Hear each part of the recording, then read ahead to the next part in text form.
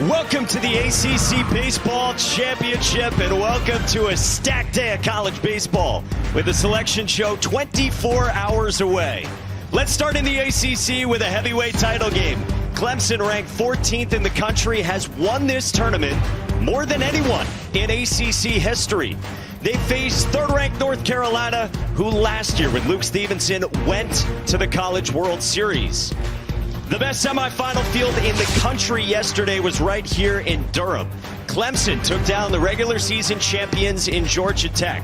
Jacob Jarrell hit a go-ahead grand slam, and Eric Bakich's team is peaking. Then in the nightcap, North Carolina and Florida State felt like this game was being played somewhere in Middle America. The bespectacled freshman Walker McDuffie slammed the door shut for Scott Forbes' team. With that, we say hello and thanks for joining us. Alongside the former Big League All-Star Gabby Sanchez, I'm Mike Monaco. Danny Wexelman joins us in a moment. Awesome day of college baseball. Best time of the year in this sport, and what a game right here in the ACC. We've got two powerhouse programs, and we've got first-round picks as well. And let's start with North Carolina's catcher Luke Stevenson, who has had two huge swings this weekend. He really has. It seems like UNC has needed Stevenson to come through.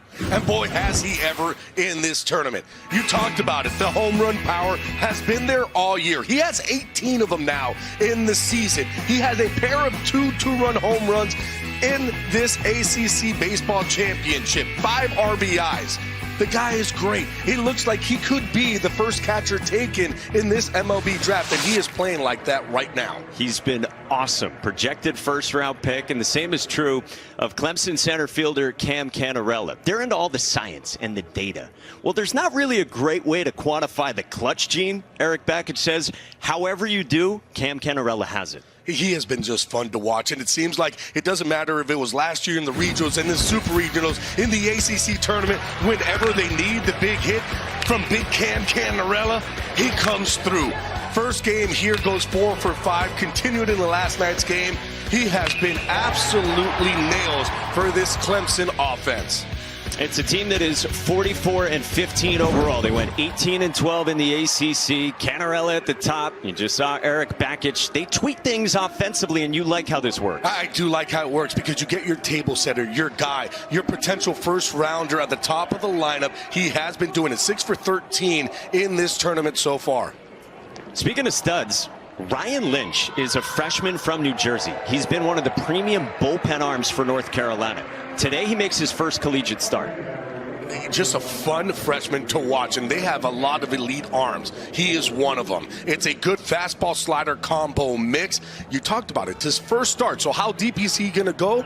We will see. And who else is available? That is always a question, and thankfully we have Danny Wexelman to answer it. Mike, thank you so much. You mentioned Lynch, by the way. Brian Gaines told me before the game, your only job, Ryan Lynch, is to get Cam Cannarella out, and then we'll go on from there. The other guy's available. 2 appearances for Walker McDuffie. He is available if the game is close and it's late. For Clemson, they've got Lucas Malstead. He went 4 innings, got the win against NC State. He is available. Eric Bakich said they will ride him as long as they can. And then a surprise later could be TP Wentworth. He's the right fielder. He could be available if the game is late and it's close, Mike.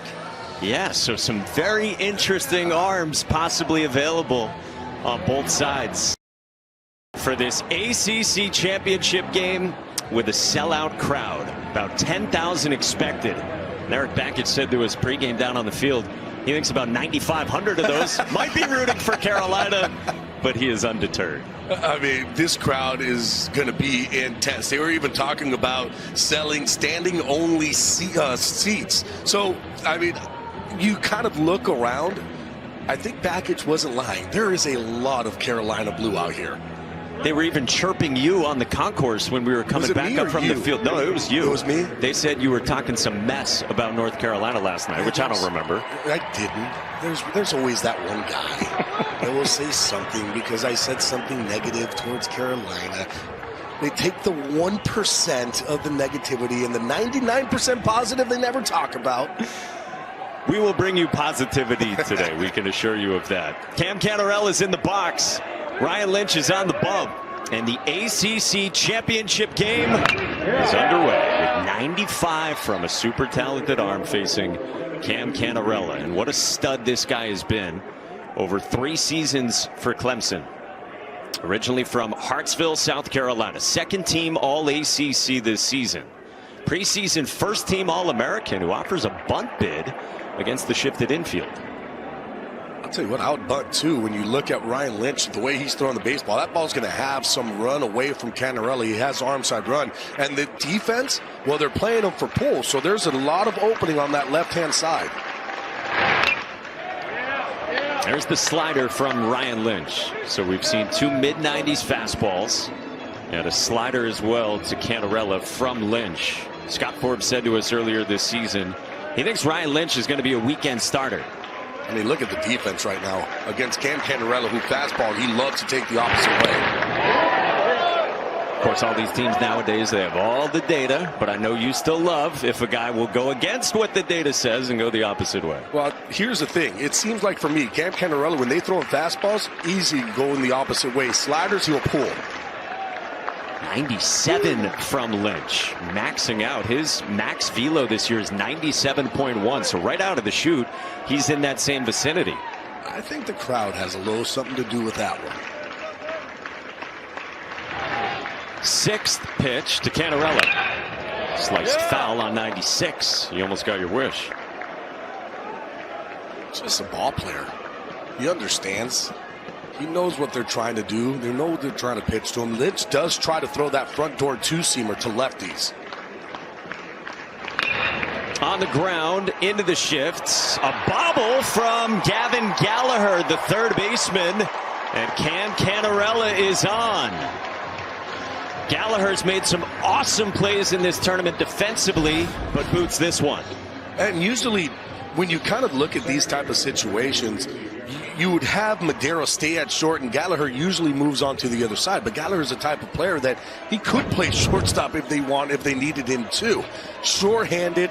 This time the ball just hits him on the heel of the glove, can't make the play. So man on for the sophomore second baseman from Detroit in the 2 spot.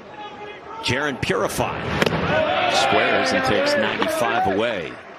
See, right there, that's something that we have seen with this Bakich team. In this tournament alone, we've seen a suicide squeeze. We've seen a safety squeeze with first and third in the same inning.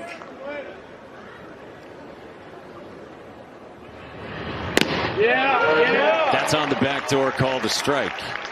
What a job Eric Bakich has done in his 3 seasons at Clemson. After 10 years as the head coach, of course, at Michigan. 2019 runner-up in the College World Series, trying to win a 2nd ACC tournament title. Purify in the air to center.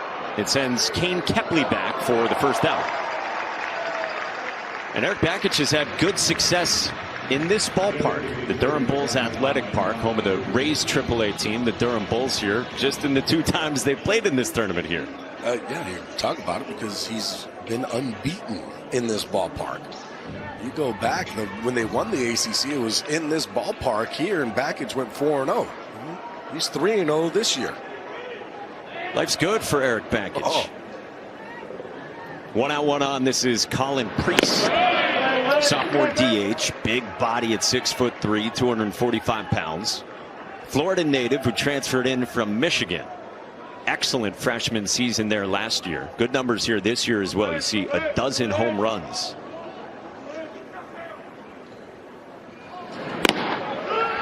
Luke Stevenson with a back pick. Cannarella back to the bag.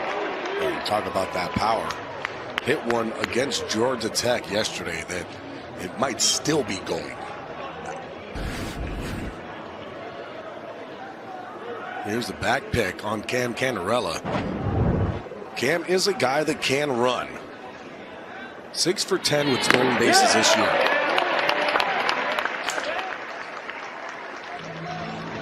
He's aboard for Priest, who you mentioned had that massive blast yesterday for Clemson and has piled up some huge exit velocities this season.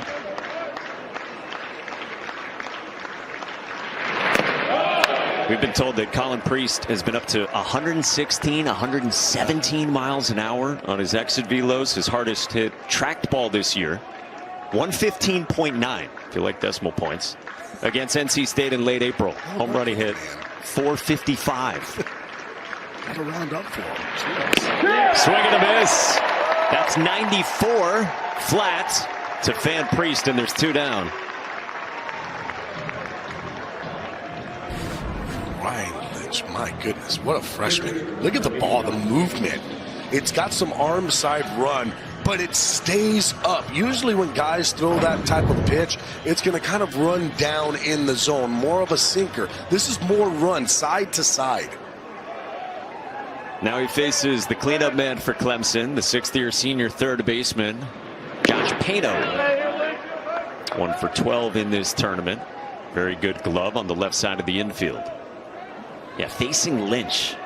Like we said, such a high upside arm for the Heels. You mentioned the run. That's what Carolina pitching coach Brian Gaines was telling us down on the field pregame. Like, there's one thing with the, pitching coach and Brian Gaines telling you, and then you actually seeing it with your own eyes. That's a good amount of run. Now, he did tell us against righties, he'll get a little bit more sink to it. He'll get on top of it a little bit more, and it would have a little bit more downward angle than against lefties where it goes more side to side. And there's the filthy slider. It is only those 2 pitches. He had been working on a changeup. Scrap the changeup. Fastball, slider. This is all you need, especially when they're this filthy. True freshman from Moorestown, New Jersey. 1-2.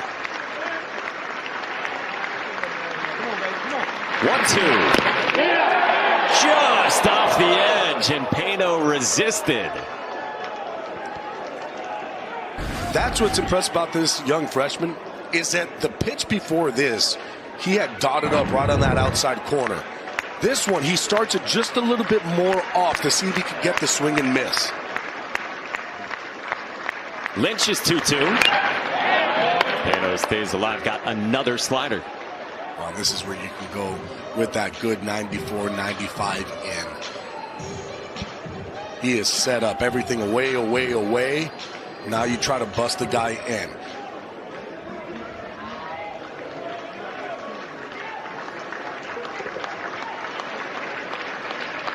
Two again.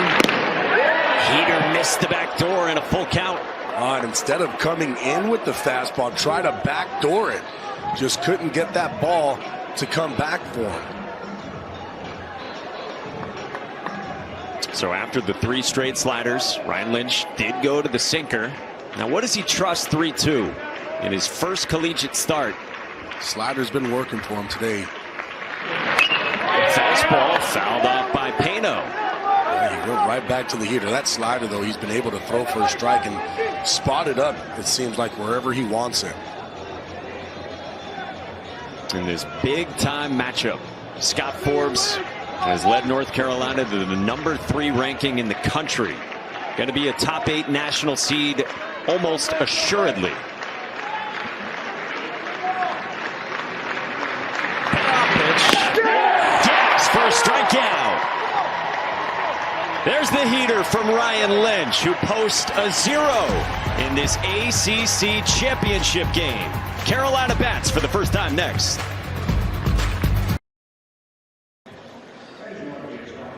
Two top 5 seeds in this ACC tournament, which was absolutely loaded. And Clemson and North Carolina in the championship game. North Carolina's offense absolutely bashed last season when this team went to Omaha. It's not as many home runs this year, but Luke Stevenson and company have still put together a really strong second half of the season. They really have. Luke Stevenson, probable first-round pick, probably the first catcher taken in the draft. He has been showing up the power in this tournament. He's had a pair of 2-run home runs. He has been great. 5 RBIs in this championship. It's going to be fun to see what he can do moving forward here. That right there is Kane Kepley, the speedster, who will be the first to face the 5th-year senior, 23-year-old B.J. Bailey. Country boy from Woodruff, South Carolina.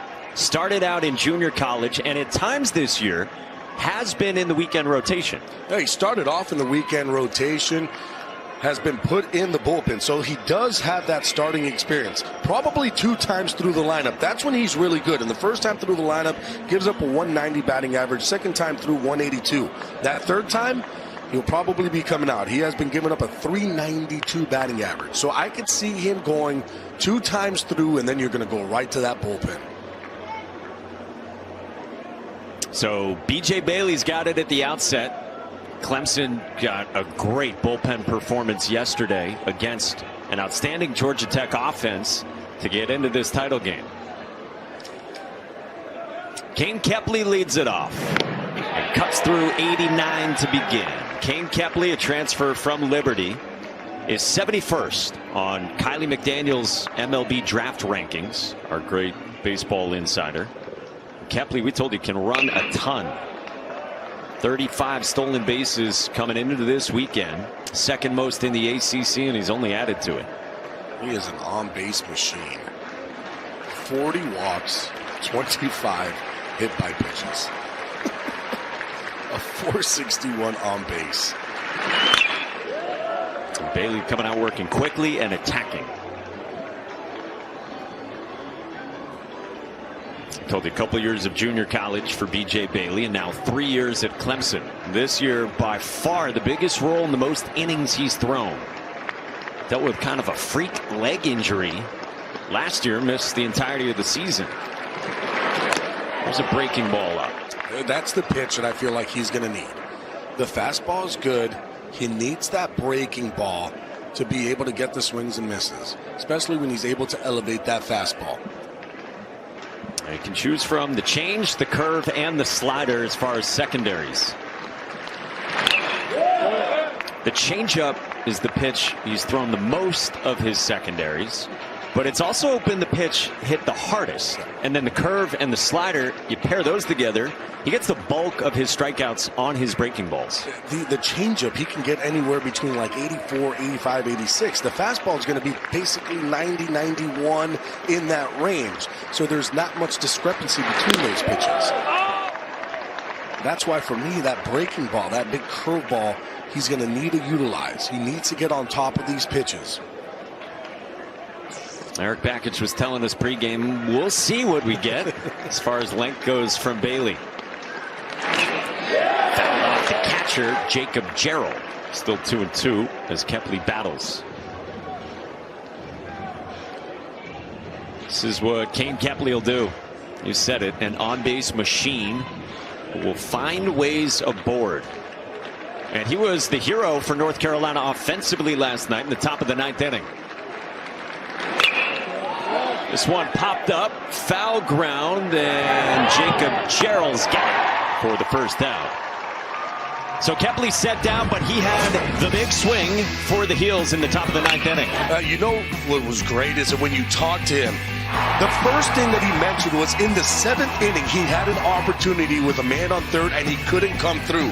So in the 9th, he said, I need to come through for my team because I couldn't do it the last AB. And boy, did he ever. That was a huge single and 2 RBIs. Scott Forbes clapping here, gave Kepley a hug last night. Oh, loved it. After that big hit, with Forbes in his 5th year as the head coach and his 24th year overall on staff. Last year's ACC Coach of the Year.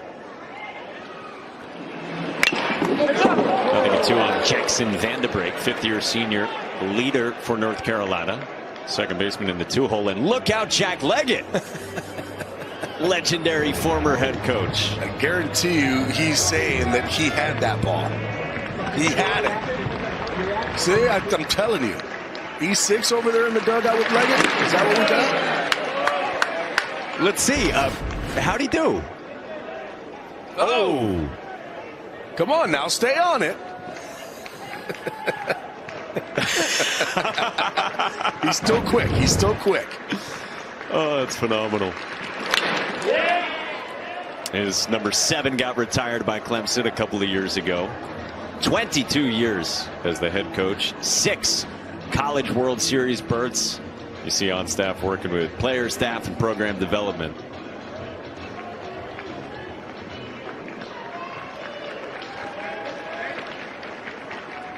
B.J. Bailey's 1-2.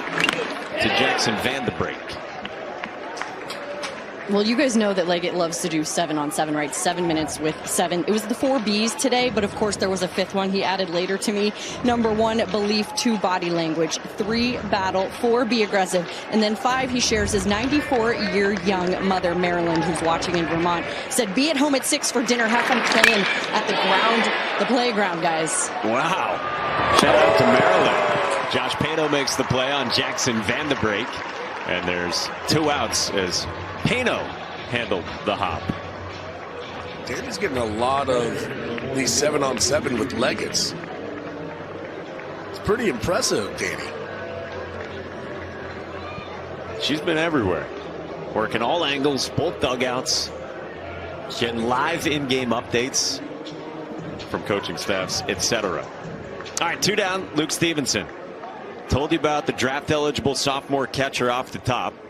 Kylie's got him 30th on his MLB draft rankings, but he pops up the first pitch fastball into left center, and Cam Canarella drops it.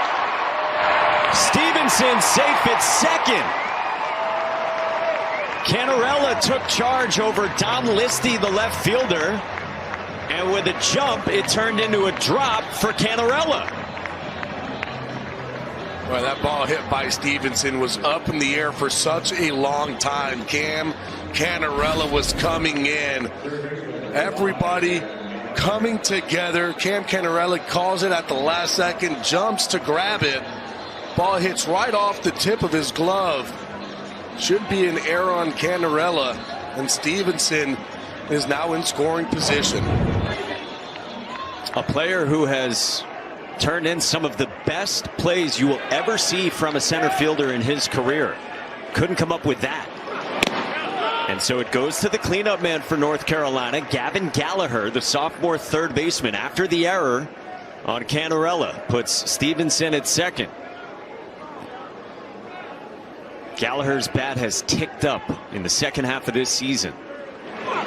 After he began the year with a sophomore slump after all the heroics down the stretch last year as a true freshman, including a regional walk-off grand slam in Chapel Hill.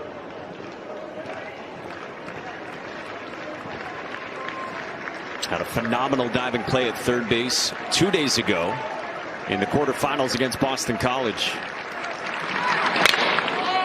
In the air toward right, and this will fade off foul.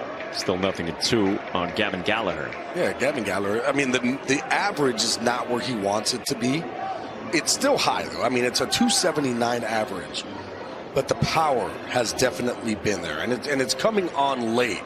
And you talked about last season and kind of the players that they lost and all the power numbers that they lost. You had Vance Honeycutt, Casey Cook, D'Onofrio, Ozuna. I mean, there's a lot of big power in that lineup that has gone away. And it seemed like earlier on in the season, the power numbers weren't really there for UNC, but they are starting to show up.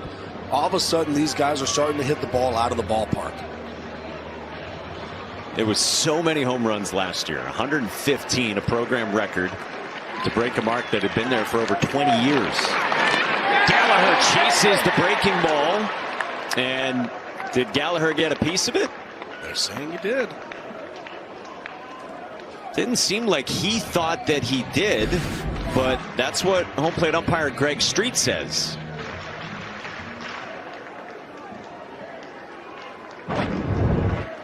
What say you? I'm gonna go along with Greg Street and say that he did, because I could not tell from here, and he's the one that's able to listen. Oh, good fastball from Bailey trying to come in. I love this pitch by Bailey, especially after a big breaker. Come in just a little bit off, but it's a good pitch. You could set up that curveball back away again. Gallagher pulls it to left. Listy goes back, looks up, and it's off the monster. Stevenson scores, and Carolina strikes first.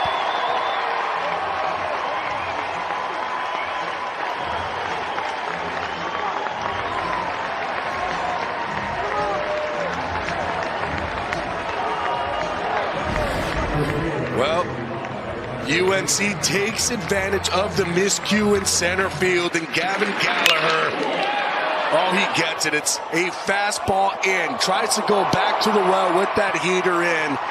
Gallagher able to get those hands in close to the body. Double RBI.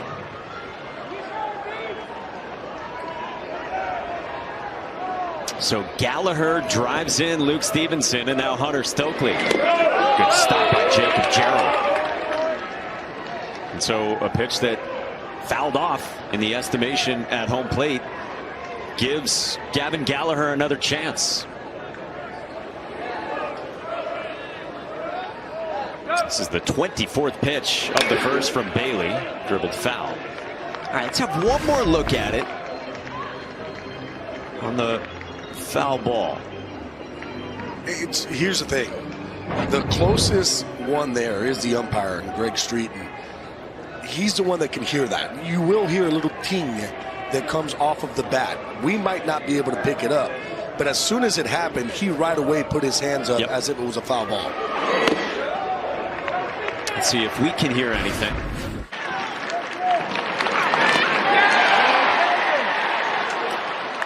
What I do hear is there's a lot of fans in the crowd. That's what I hear. In any event, Carolina has the lead. Stokely swings through that big breaking ball from B.J. Bailey. Hunter Stokely, fifth-year senior who has tapped into more power this year. In-state kid, big body, 6'3", 241, with a dozen home runs after the hand injury last year. Chases here. Bailey fans him. And a nice play on the bag by Jack Crighton on the drop third strike. Carolina's got the lead. Luke Stevenson got aboard via the error, and Gavin Gallagher cashes in. And then some fine work by Jack Crichton helping out Jacob Jarrell. Clemson bats down a run in the title game.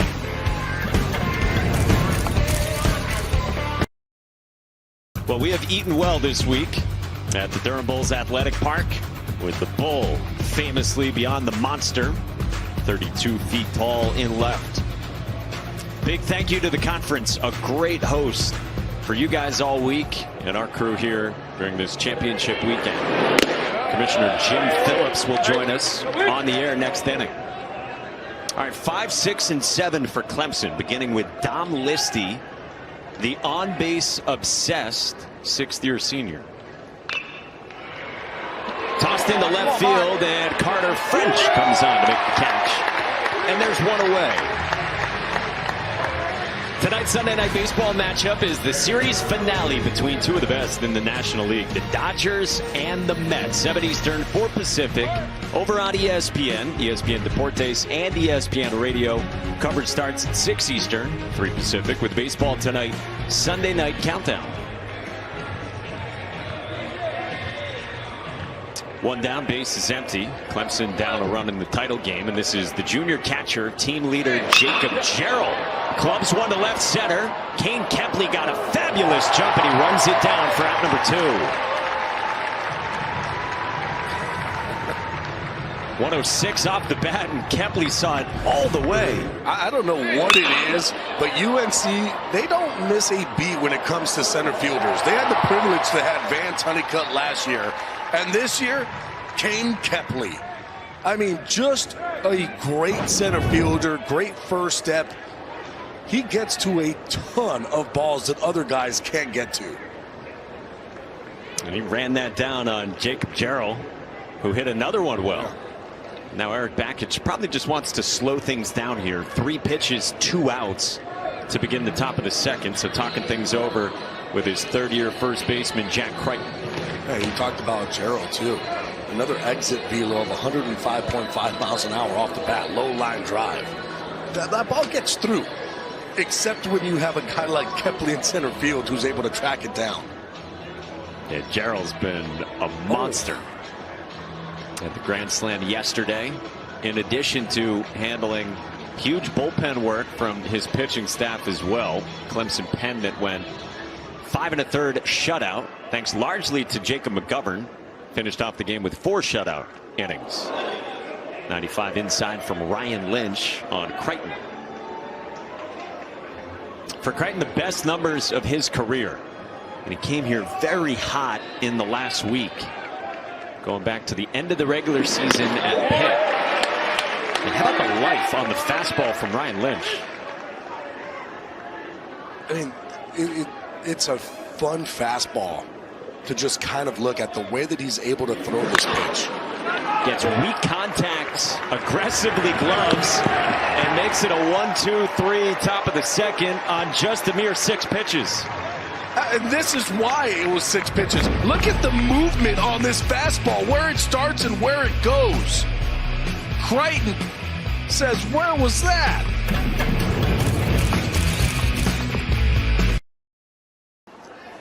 Big day of conference championships in this beautiful world of college baseball. Alex Madera leads off for North Carolina and beat it out down the line. Ahead of BJ Bailey covering, and North Carolina up a run, has the leadoff man on. I will say this, Madera had a little extra boost about the last 15 feet to get to first base. He is running hard, and he knows that all he has to do is beat BJ Bailey to the bag. Boy, this is going to be close. Ooh, does Bailey get that foot in before Madera? Yes, he does. Ever so slightly. Ever so slightly, he does. This should be overturned. Great look by our crew, slowing it down. Right there. It's right before the foot hits. I have it. I mean, I don't even know if they have a time they can say, but I have BJ Bailey's foot getting there first. What is that, milliseconds? I love how you speak, how umpires speak. You say, I have it. Like they say, oh, I have it off, or I've got it in.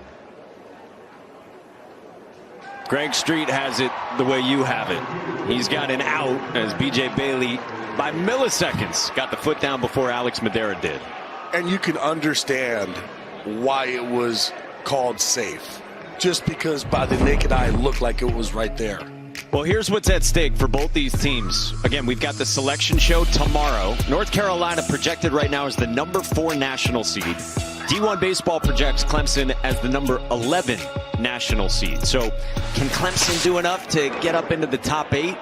We'll see. Obviously a big opportunity today against a huge team in a conference that right now is projected to get 9 teams. And you see in the bottom left, Virginia and Notre Dame both in the projected first 4 out right now. And boy, you think Virginia's got a pretty good case. I mean, 16-11 in ACC play. I don't know how they're not in. There's never been a team in ACC that has gone 16 wins and 5 over and not made it to the playoffs. I just don't get, I don't see how they're going to be out. You've got to take in consideration, and we talked about it a bunch, of not those games against FSU being canceled, where if they played those games, I don't think we're even talking about them not even being out. They're automatically in. Tyson Bass got clipped with the breaking ball from BJ Bailey, so he gets aboard, and Jimmy Bellinger, pitching coach for Clemson, will come out and visit. Yeah, back to Virginia. I'm with you, and you said it, but again, to paint the picture fully, 5 games over 500 in conference play in the ACC. Every team, since we've had this format since 1999, to go 5 games over 500 in league play, you see 16-11, has always made the NCAA tournament. And this is a Virginia team right now projected in the first team out, not even first 4 out. I don't understand it. Now remember, this is just projections. This is not something that is set in stone. I don't see how the committee gets together and says, sorry, Virginia, you guys are out. We understand what happened at Florida State was not your fault, and it was something that nobody could foresee. But, oh well. I don't see it. I really don't. BJ Bailey with a misfire to Perry Hargett in the 8th spot. Yeah, we talked to Brian O'Connor, and he even talked about it, Virginia's head coach, that what are you telling Virginia that they went 16-11. There were 5 games over 500. What, that they needed to win 2 or 3 more games? Well, if they did that, they would have won the ACC regular season. So it's like, where are you telling Virginia that, oh, the only way that you could have made it is by winning the regular season ACC? It just doesn't make sense to me. This is down as well. And did it get Hargett? He says so, and Greg Street agrees. So back-to-back one-out hit batters from Clemson starter B.J. Bailey. And there's 2 on for the Heels, already up 1. And goes back to, is that the fastball? He just pulled the fastball. I thought for a second maybe it was the slider that he pulled again, but no, this was just a pulled fastball. And so, activity in the bullpen. Nathan Dvorsky, the junior right-hander, is starting to throw. Carter French, the 9-hole hitter from North Carolina, bats with 2 aboard. Oh, we're going to get into all the bracketology talk, all the selection show chatter, we presume, with Commissioner Jim Phillips when he stops by next inning. Well, we're going to make him talk about it. I have a feeling he gladly will. I think he's going to want to. B.J. Bailey trying to find it right now. 5th-year senior who has been in the weekend rotation fighting the command. And for B.J. Bailey, it's just big. I mean, got a first quick out with Madera. Then all of a sudden, back-to-back hit-by pitches. 1 pitch away of getting out of this inning. And I think that's where the guys come in and just talk. Positivity. Hey, you got this. We need you here. You can do it. Those kind of words are being said. Bailey was pitching in the bullpen to begin the season. Then in late March, he went into the weekend rotation at Georgia Tech and had some really good outings. 6 2/3, 1 run at Georgia Tech. 7 innings, 3 runs against Louisville. 6 1/3, 3 runs at NC State.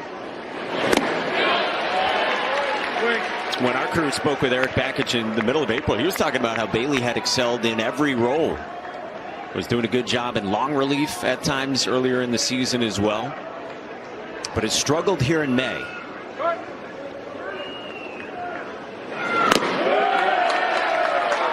Three and 1 on the 9-man Carter French. Bailey pitched Thursday in this ACC tournament against NC State. Faced 3 batters, gave up 3 hits, a couple runs in that 6th inning, and then was lifted. 2 hit batters and a walk loads him up for the top of North Carolina's lineup.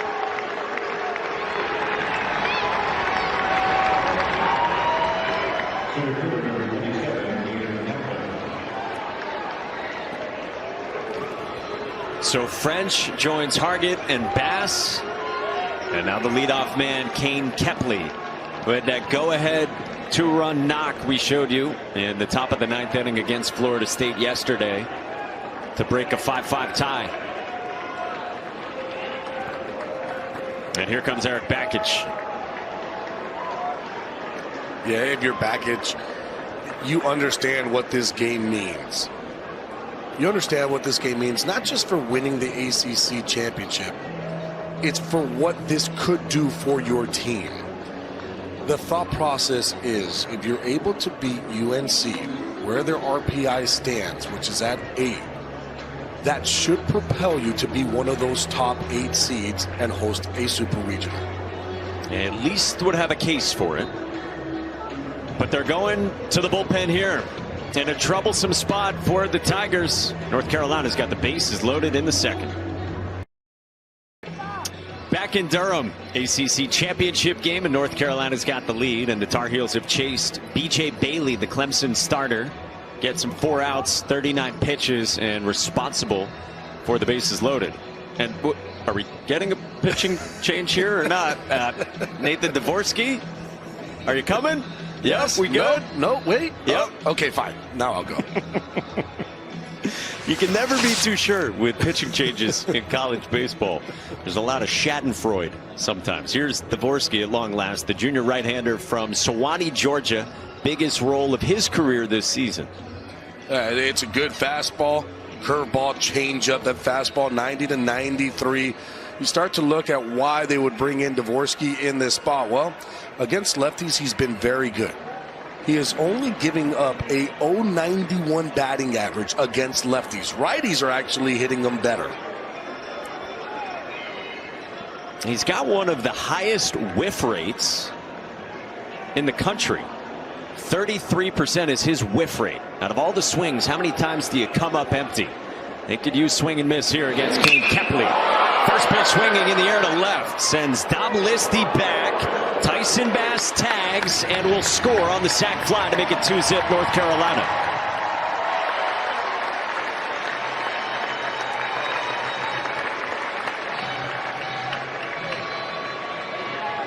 So 2-0 is the lead for Scott Forbes' team, with 2 still aboard for Jackson Vanderbrake, who on Friday had the game-tying hit late in the game against Boston College. We've been harping on Clemson's Cam Canarella as being the clutch man and having that clutch gene. I've done a bunch of games with UNC this year, and Jackson Vanderbrake has come through time and time again. Here he is again, into left field to score Perry Hargett. 3-0 Tar Heels.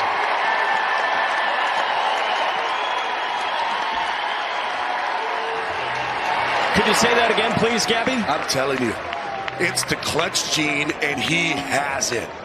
Every single time that UNC needs a big hit, he is in the thick of it.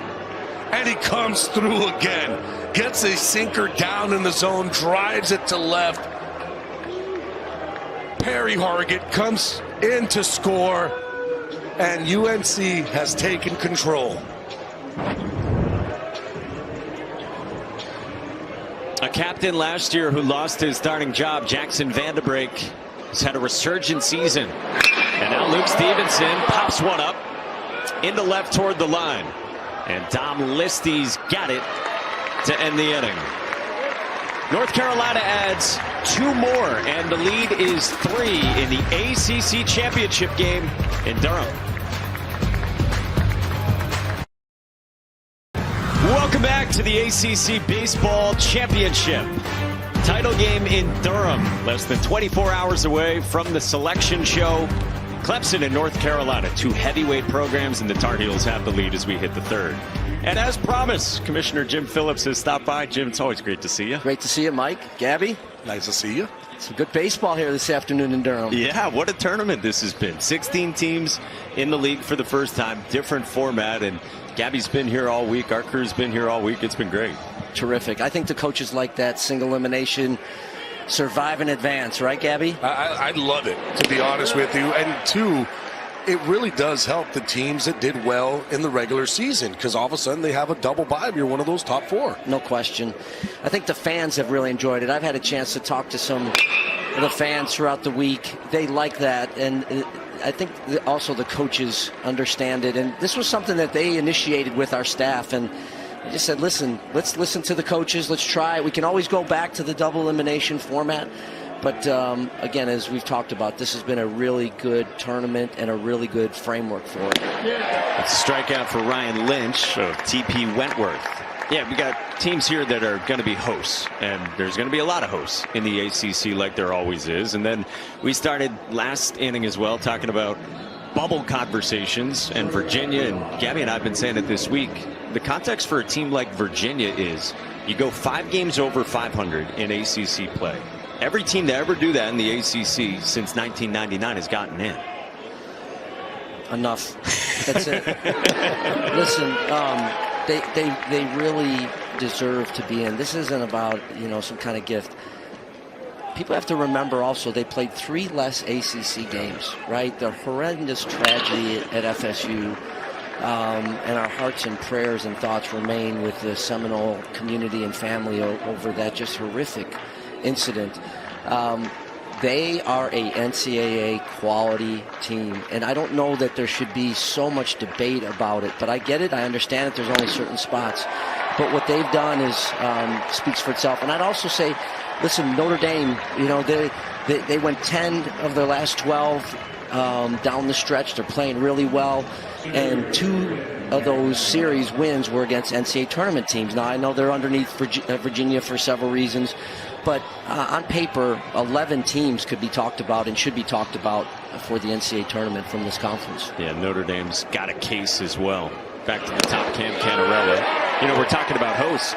What a year it's been for Danny Hall. He's going to go out after year 32 leading the Jackets. And they were the ACC regular season champions and put together just a real storybook season. Well, that last Sunday was so exciting because there were 4 or 5 teams that could have won the championship.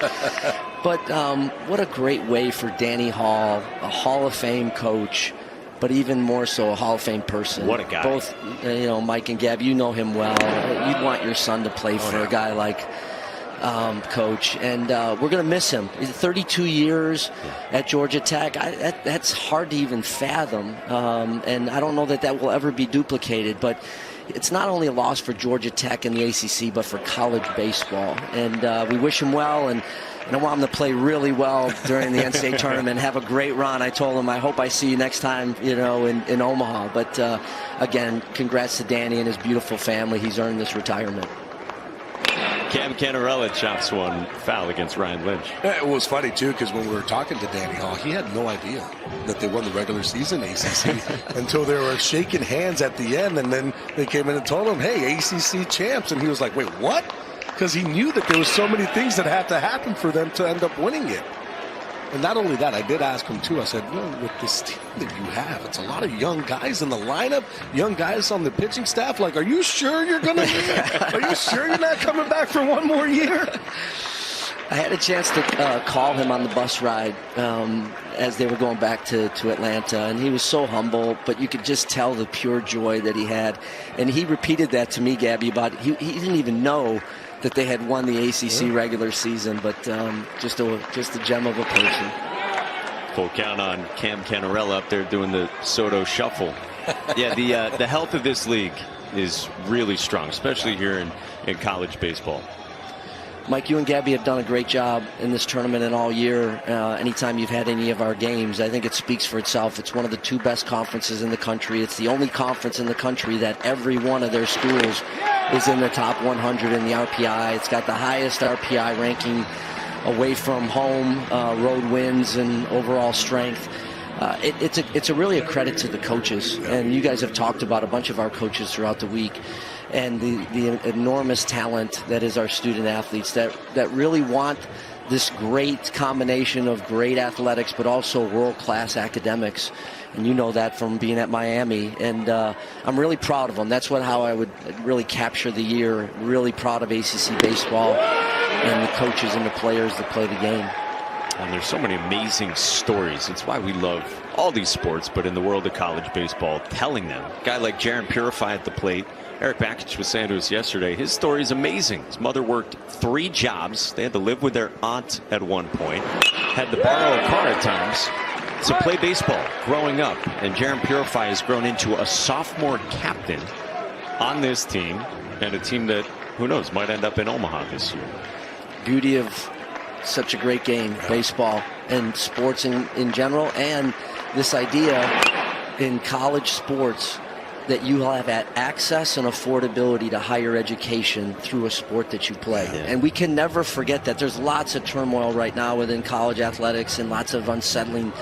It's an unsettling time. I think we have a really good destination ahead of us, but let's not ever overlook this 500,000 young men and women accessing higher education and making it affordable for families like you just described that may not be able to afford college and the costs associated with it. So where else you been over the last few days? You were here earlier in the week. You're running around everywhere. I see you at like every football and basketball game I've ever done. Like, it's the best part of the job, you guys. Coming here, hanging out with you guys, watching big-time baseball. I want to thank the city of Durham, really, for what they've done. You see the crowd today, and I went over and talked to the grounds crew before the game, and I just thanked them. I mean, the wear and tear on a field that's not used to this, it's a credit to them because the players and student athletes and coaches have just raved about the condition of the field here. So but it's been fun. But I've been all over the place, and I wish I could be in Foxborough, Massachusetts right now with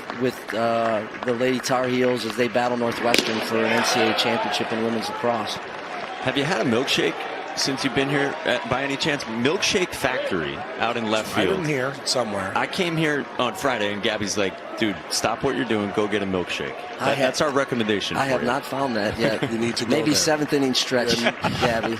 I will tell you this, I hope you don't eat before because it's filling. A strikeout from Lynch of Pure Fight. Jim, thank you so much for stopping by. Thanks, Mike. Gabby, so much. Appreciate you guys. Yeah, absolutely, thank you. Jim Phillips, the commissioner. And there you go. Maybe on your way out, swing by. Plenty to offer at the ACC title game in Durham. Welcome back to the bottom of the third. It's 3-0 North Carolina over Clemson. I'm with the Tigers head coach Eric Bakich. Hey, how much longer do you run out Nathan Dvorsky? As long as he can go. Tell him to throw as hard as he can for as long as he can. But yeah, we just need outlier performances from today from guys who maybe haven't done it this year. That's what it takes in this type of game. You need guys to, just maybe go a little bit longer or do something a little bit different. But he's up for the task. He was throwing strikes last inning, and it's obviously a good offense. So at least we got in trouble because we made an error and hit a couple and walked a guy, and you just can't give an offense like this free passes. I saw Jarrell Purify talking to you after he came in. What are the guys saying about Lynch? They're not really talking about him, but Lynch is a really good freshman. He's got a very bright future. He's got a really good fastball that has a lot of arm side run and a very strong arm up to 97, and he's throwing strikes as well and using the slider when he needs to. But yeah, we'll have to have a better approach, pushing the fastball down and staying on the fastball so we can be on time to catch that hanging slider out front if he hangs one. You got something else for me, Mike? Gavin Gallagher, Danny, hits this one well to left, just out of the reach of Dom Listy. Big carom, leadoff double, Gavin Gallagher and the Tar Heels. You just got to have that outlier performance. And like yesterday, we had an outlier performance from Jacob McGovern, who happens to be, look, he's right here. Go. What are the chances? What are the chances of that, guys? Hey, it was really impressive. The 4-inning performance, you get the save against Georgia Tech. That's a season high for you. How did you continue to dig deep in that game? Really just knowing that my teammates were behind me. We always want to go out, just do my thing, and I know the guys behind me are going to do theirs. It's easy knowing, we put it all on the line for each other. So it's just go out and do my best, and I know everyone out there is going to do theirs as well. Give us a quick scouting report from your perspective on Dvorsky. On Dvorsky, he's got a really good fastball. Splitter's just disgusting. I played catch with him a whole bunch. He was my throwing partner last year. He's nasty. We've all got full confidence he's going to go out there and get the job done. Even if hit a little bump in the road like that double there, he's going to shut it down. The guys in the booth want to know about your changeup. How did you develop it? They love it. Yeah, that was something that me and Coach Bellinger, the pitching coach, worked on freshman fall here through high school. Never even had a changeup. And we got here, and they had said if I wanted to play, I had to have one. So me and the coaching staff, with all the tracking software and everything that we have, worked on it and just developed it through freshman year to what it is now. Well, the guys love it, and I appreciate you so much. Yeah, thank you. Boys. Thank you, Danny. Thank you, Jacob. Hunter Stokely bounces this one into the shift. Jarrell Purify. Nicely done on the outfield grass. Gallagher to third after that double off of Nathan Dvorsky with a, quote, disgusting splitter. What the funny part was with McGovern there was that he had to create a changeup where he wasn't going to play. But what a nice play by Purify, getting to that baseball and getting it over to first base and stealing a hit from Hunter Stokely. But he still did his job, which was to get Gavin Gallagher over to third. Now all of a sudden he's in scoring position with less than 2. Clemson brings the infield in, and Alex Madera dumps one into center. Gallagher scores from third, and it's 4-0 Tar Heels.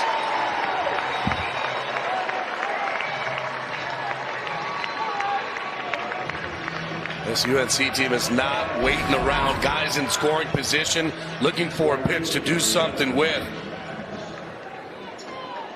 It's an inside curveball, is able to stay through it and dump it in front of Cam Canarella, and UNC scores another one.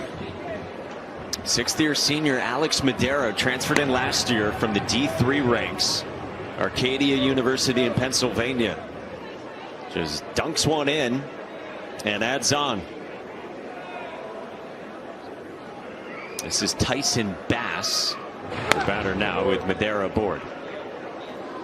Yeah, Micah asked him about the best thing he learned at Arcadia, and he said it was just believing in myself, putting the effort in. He knows that the game, sometimes you're going to go 0 for 4, he said, and that's going to happen. He said, I was a little bit of a hothead. I didn't know how to handle failure that well, he said, but we figured it out, and Coach Torresani there was the best thing that's happened to me, Mike. That's real neat to hear for Alex Madera. Guy who said that the biggest difference from D3 to the highest level of D1 North Carolina, he said the gear is so different. It's not just like a couple pairs of shorts, a couple shirts. In the D3 ranks, you get everything at Carolina. Tyson Bass on the ground to a sliding Josh Pano. Out number 2 with Madera on the move and in scoring position. Well, I think too, when you kind of listen to what Madera said, it was like almost like the dealing with failure, right? Did not know how to do. A lot of guys don't know how to deal with that failure, because most of these guys, especially when you're talking about, you know, guys from the ACC or the SEC, they never had failure. Yeah, they go through that. They go through high school. They're the best player on their team, and nobody wants to pitch to them from around their schools that they're going. And every single time they do, they seem to be hitting homers all over the place. And then you get to UNC, and guess what? There's gonna be failure in the ACC. You're gonna have to learn how to deal with it. The better guys who learn how to deal with it are the ones who take that next step and put up big numbers. The ones who don't are ones that kind of continue in that failure, because you're thinking about trying to chase the hits rather than understanding that baseball is a game of failure. And so Madera's navigated that in North Carolina for a team that last year went to the College World Series. This year had a chance, final day of the regular season, to win the ACC regular season crown, as Commissioner Jim Phillips was talking about. Ooh, nice snag by Jaron Purify. He's got ups. How do you deal with failure? You fail a lot nowadays, or no? Yes, we all fail a lot nowadays. Why are you trying to tell me right now? There was a question mark on the end of that, to be clear. I will say this. In baseball, what you have to do is just understand and try to take out any good nuggets that you have, right? Like, so in an at-bat, let's say I lined out. At the end, that's an 0 for 1 day. You go at the end of the ball game, you might be 0 for 4, but it was, what did I do good in those at-bats? Did I, go after the right pitches? Swing and a miss. Perry Hargett strikes out. Dvorsky the K. Carolina the lead in the title game. Scott Forbes talks with Danny Wexelman when we come back to Durham. All right, welcome back. Yeah, top 4. It is top 4. I had to check too. It's 4-0 North Carolina. I'm with their head coach, Scott Forbes. Let's start with Ryan Lynch. What have you seen from him? He's just attacking the zone. He's done it all year. He's been prepared for this. He's pitched in huge situations out of the bullpen. When we brought him, McDuffie, and Seagraves in, 3 freshmen this year, it's always been a tough situation, which helps you. I know it's his first start, but he's getting after it. It's good to see. Yeah, specifically, what is he doing to keep Clemson off balance? He's got that good fastball. It's got a lot of life on it. It sinks or it can ride. He's got a 2-seamer and a 4-seamer. And the sliders, he can use it when he needs to use it. And he's ultra competitive, and I'm glad he's wearing his uniform. What do you think about the crowd? Unbelievable. How about this day? We've been so blessed. Beautiful Sunday. We got Memorial Day tomorrow, so it's just awesome. I appreciate you. Thank you. Thank you. Guys. Danny, thank you. Scott Forbes raving about his freshman arm, Ryan Lynch, in front of a great crowd. How could you not? Lynch has been so impressive. Oh, my goodness. His second time through the lineup. This is 3, 4, and 5, beginning with the sophomore DH for Clemson, Colin Priest, hard contact machine. Well, what's interesting is when we talked to Brian Gaines, the pitching coach, he said 65 pitches. I'm looking at it right now going, you think that's going to be true still? Because the way that he's throwing, he hasn't lost velocity. He has been built up. Even though he hasn't thrown that many in a game, he has been built up. Well, and you can say this about North Carolina as well, as far as pitching processes go. They'll extend guys. Yes. And especially young guys. Lynch is one of these guys that they believe is going to be in that starting rotation, especially next year. But he probably could have been in that starting rotation this year. But as a freshman, they like to kind of let them go through the process of learning how to pitch, coming out of the bullpen, being in bigger situations. Priest on a line to center, and Kane Kepley got it off a bounce. Colin Priest singles into left center off of Ryan Lynch. And that is the first hit for Clemson off Ryan Lynch. He's been that good. It's just been absolutely filthy. He's got some arm side run with that fastball. 94, 95, has been up to 97. Oh, and by the way, when you think you're on the fastball, he's got a slider that can move from side to side. It's a very impressive freshman on the mound. 5 punch outs, and now the cleanup man, Josh Pano, struck out on a heater up his first time, gets the slider here to begin. And that's the thing, that you've got to be ready for that fastball, because it's 94, 95. You got to get the foot down, and you know that it's coming into righties. So it's going to eat you up if you're not ready for it. And then once you are, then you can just drop that slider in, and now you're out in front. Lynch dazzled opening weekend this season against Texas Tech. 4 innings, 7 strikeouts, only an unearned run. We asked Brian Gaines, the pitching coach, pregame, if you knew that was coming. He said, I knew the arm talent was there. We didn't know necessarily how he would handle the moments. And if there's one thing about this season, like, that's been part of the learning process for Ryan Lynch. He's had to navigate some ups and downs. Numbers overall in the end look good, and they feel like the growth mentally and emotionally has come along. And it's that learning kind of curve, right? You go up there and maybe one game you're not feeling it, or you don't have your fastball, and learning to pitch when you don't have one certain pitch. Those are learning curves that a guy has to go through, but you can't do that in the bullpen. They have to be on the mound. So you're going to have some ups and downs, especially as a freshman. It's how you come back from them. And what I've seen from him, especially with the numbers, is he'll have a bad game. The next one, nails. Here comes his 3-1 to Pano. A strike. Yeah, coming into this one for Ryan Lynch. Last 9 appearances, 12 earned runs in 18 2/3. For a guy who threw early April, was sitting on a 1.4 ERA. Big 3-2 pitch here to Pano. On the ground, right field, base hit. Back-to-back Clemson singles to begin the 4th inning. Second time through on Lynch for the Tigers.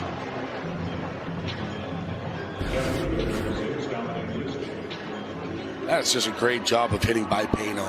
That pitch is running in on the hands, and he doesn't try to pull it. If he tries to pull that pitch, it's probably a ground ball, easy double play, but he stays behind it and through it, and is able to hit it opposite field for that base knock. And now you have Dom Listy coming up, and the situation becomes, do you bunt to put 2 guys into scoring position for Jacob Jarrell, or do you let Dom Listy, and this is what I think you have to do, because when you look at the score, it is 4-0 North Carolina.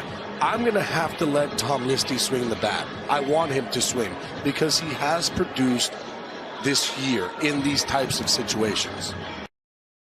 Yeah, he's one of your best offensive players. Hasn't been asked to have a sack yet this season. 6th-year senior, Indiana State transfer, 23-year-olds, who Eric Bakich has said this through every turn this season.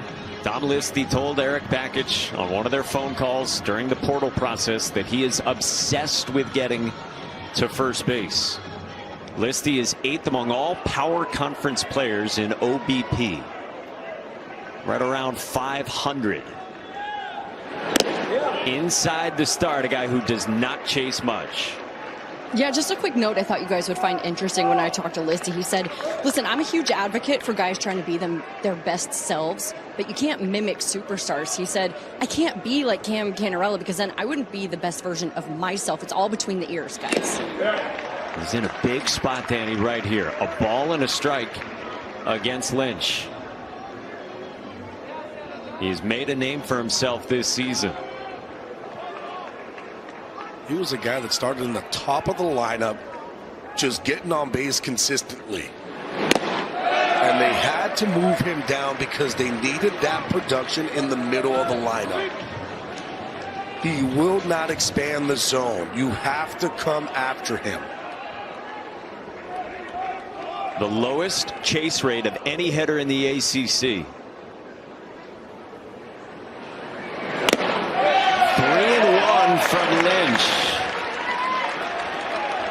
Only guy in the country with 50+ walks, 20+ hit by pitches. And he's getting a second look at Lynch. Up and over 65 pitches now. Chopper foul on the 3-1 fastball. And that's the thing with Lynch too. He'll get some ground balls because of how much his ball moves.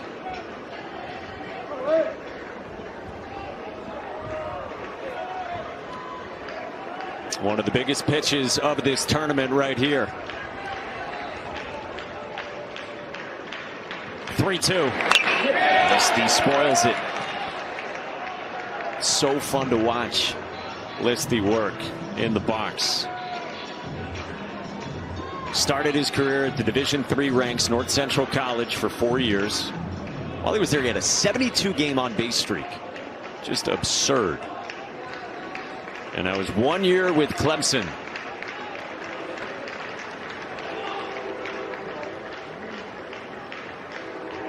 The freshman Lynch is 3-2. Sails. Listy's fired up, and they are loaded for Jacob Jarrell. One of the leaders on this team who already has a grand slam, and it came yesterday against Georgia Tech to flip the game in the third.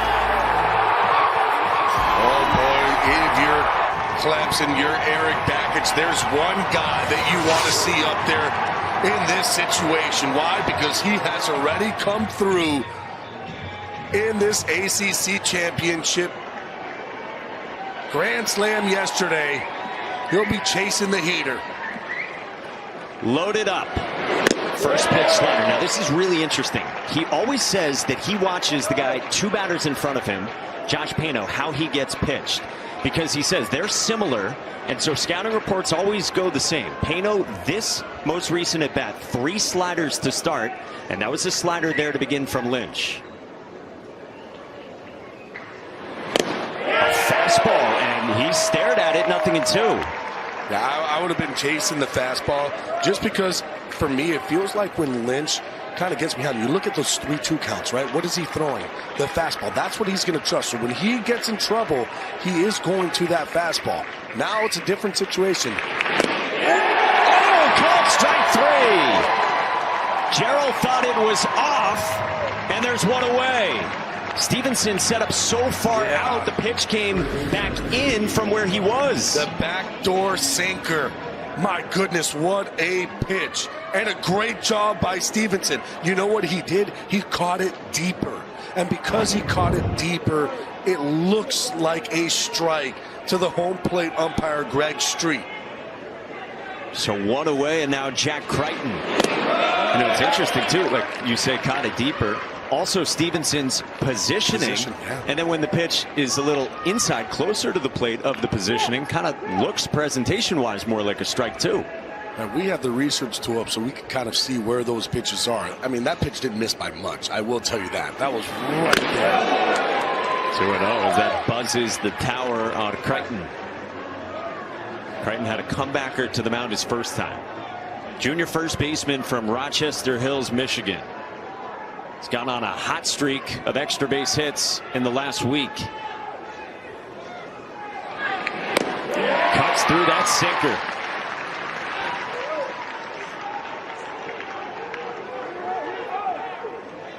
.75 pitches now for Lynch.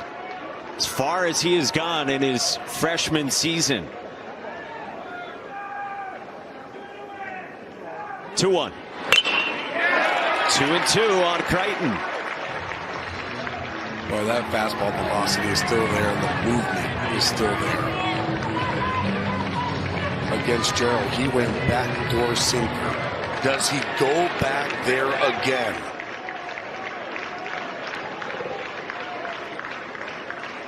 Two-two. To the slider, and there's 2 down.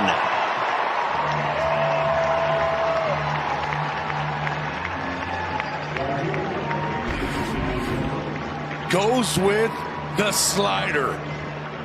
What a pitch on the outside corner. Big time situation for a freshman on the mound. Bases loaded. No outs. Strikes out Jarrell Crighton. And now TP Wentworth, fellow freshman who, before coming here to the conference tournament, had barely started this season. The door's been open for him as some upperclassmen have underperformed, a couple of season-ending injuries as well.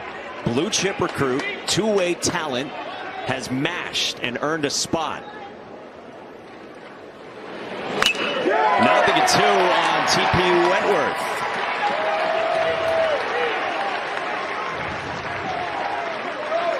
Bases loaded, nobody out, and Ryan Lynch trying to escape.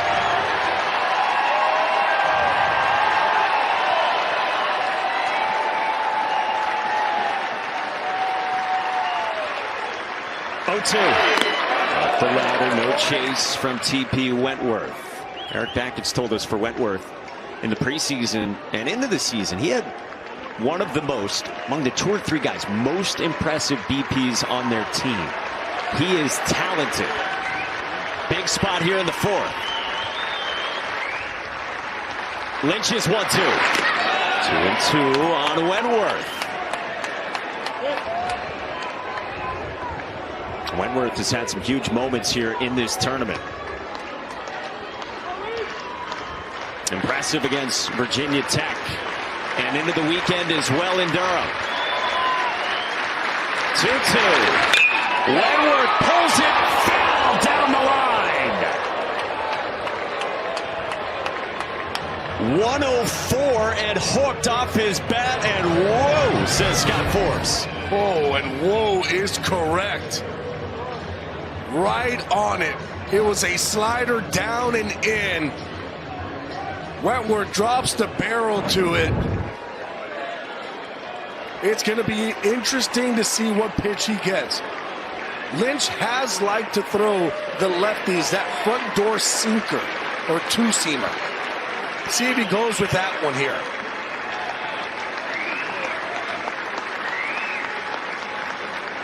Two again. Chopper towards second. Vandenbrink serves to end the inning. What an escape by Ryan Lynch.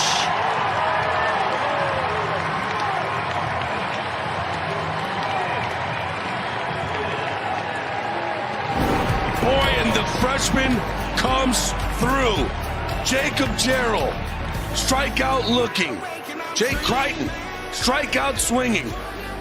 And TP Wentworth could not cash in. What a play by Jackson Vanderbrink to Stokely.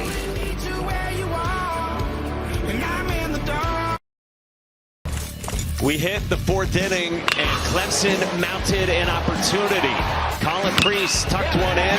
Josh Pano singled to right. Tom Listy worked to walk to load him up for Jacob Jarrell.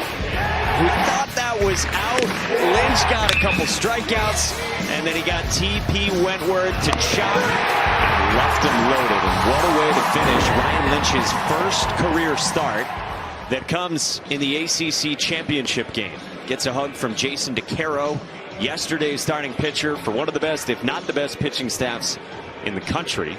And now can the bullpen handle from here as a call to the pen summons 6'6" right-hander, the sophomore from the state of Washington, Olin Johnson, a very good athlete who's had a nice season.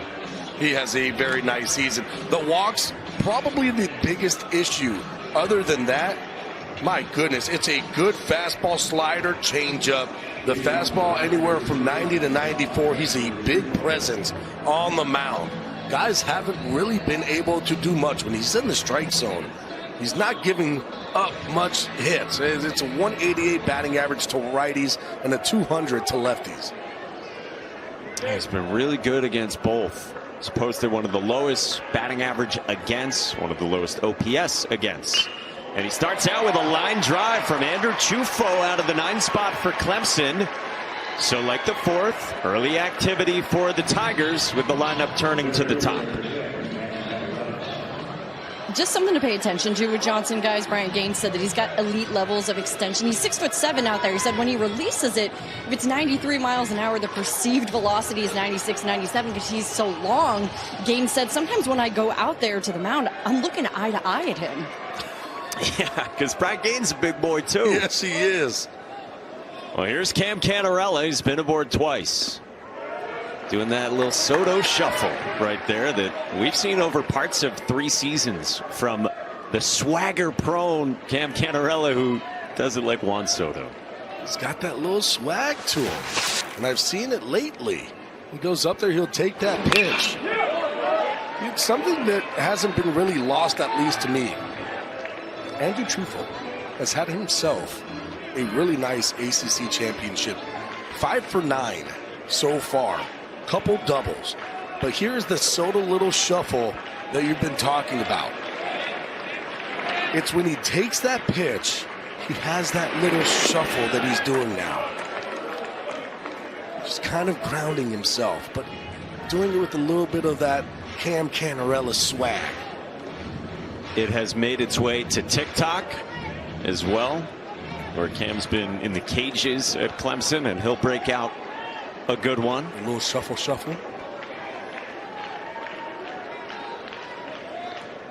Preseason first-team All-American, projected first-round pick.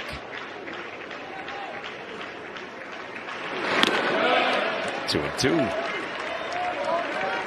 It's kind of fun to watch.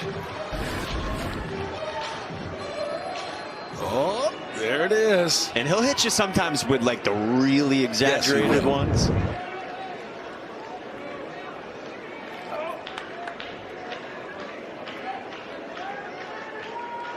But you're right about Chufo as well.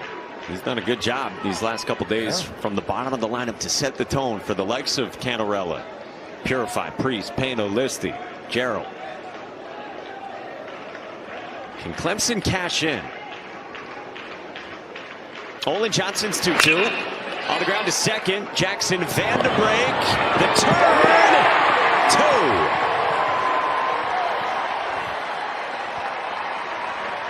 4-6-3 through the shift. Vanderbrake, Madera, and Stokely wipe away Chufo and Canarella. And this ball hit hard just right at Vanderbrake, who does a good job starting the double play to Madera, who throws it strong over to first.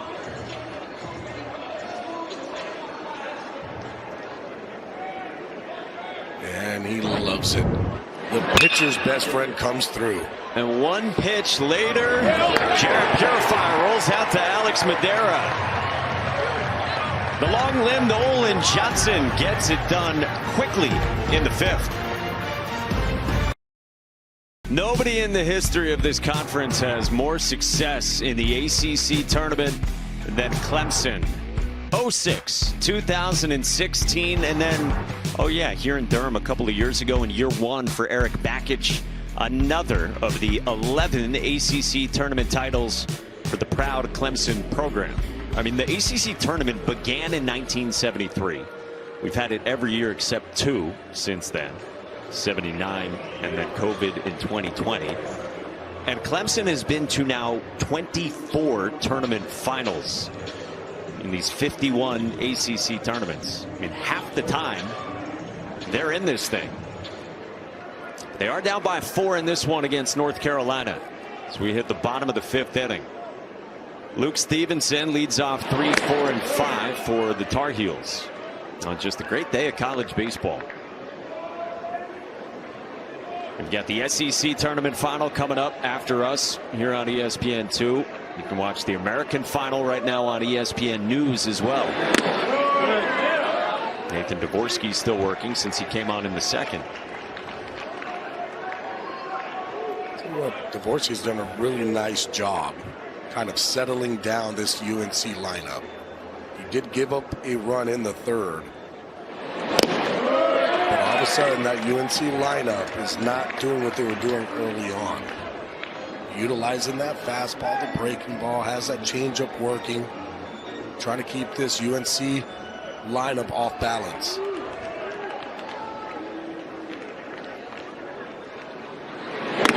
Four-pitch walk. Luke Stevenson's on after 5 in a row set down by Dvorsky. And Gavin Gallagher coming up with 2 doubles in this game.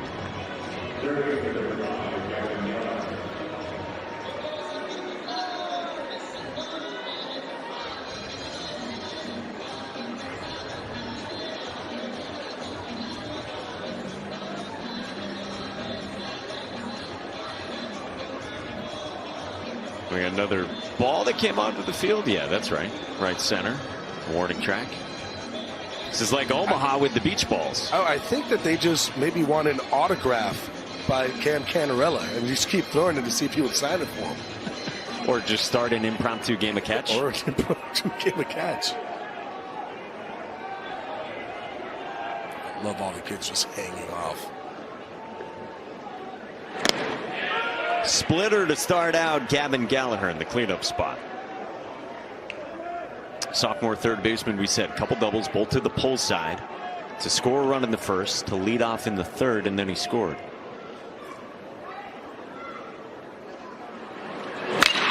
Lace Chufo on a line for the first out. Nicely done by the sure-handed Andrew Chufo.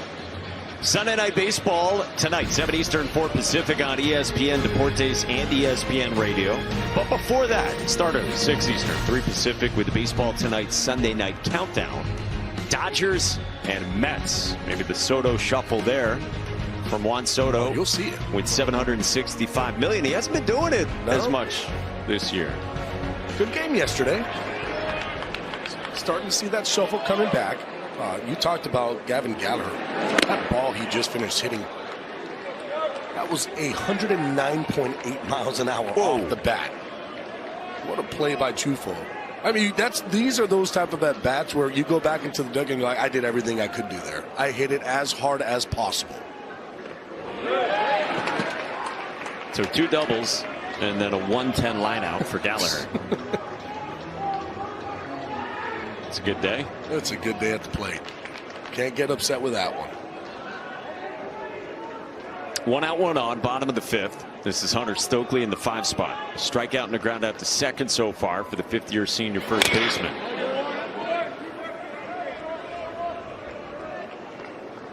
He's had a real big season, and that's been important. You mentioned earlier everything North Carolina lost in its lineup off last year's team. I mean, it's an offense last year 12th in the country in runs per game.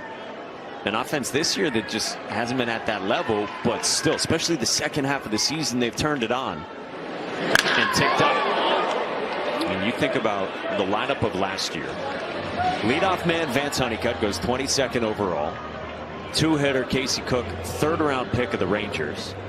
3-hitter Parks Harbor was 2nd team all-conference, 20 home runs. Cleanup man Anthony D'Onofrio, 10th-round pick. 5-hole Alberto Osuna, we've seen have 20 homer seasons, ended up transferring. Runner goes and Stokely mashes right field. Gone! 2-run tank Hunter Stokely in the title game.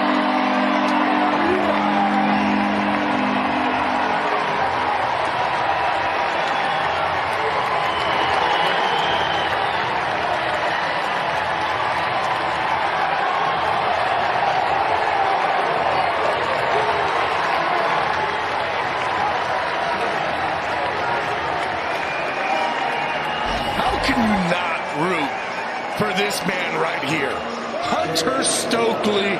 He's been waiting for this. He finally got it. It was a fastball in, left his bat at 103.2, but there is no one fired up more on that field than Hunter Stokely. Even on groundouts, he's getting it at first base and he is completely pumped. You see what he did last year. He was hurt the whole entire season. Telling Scott Forbes, listen, I understand if you want to burn my red shirt, if we can try to win a national title. That's what type of player he is. All smiles from Stokely. And that will end the day for Nathan Dvorsky.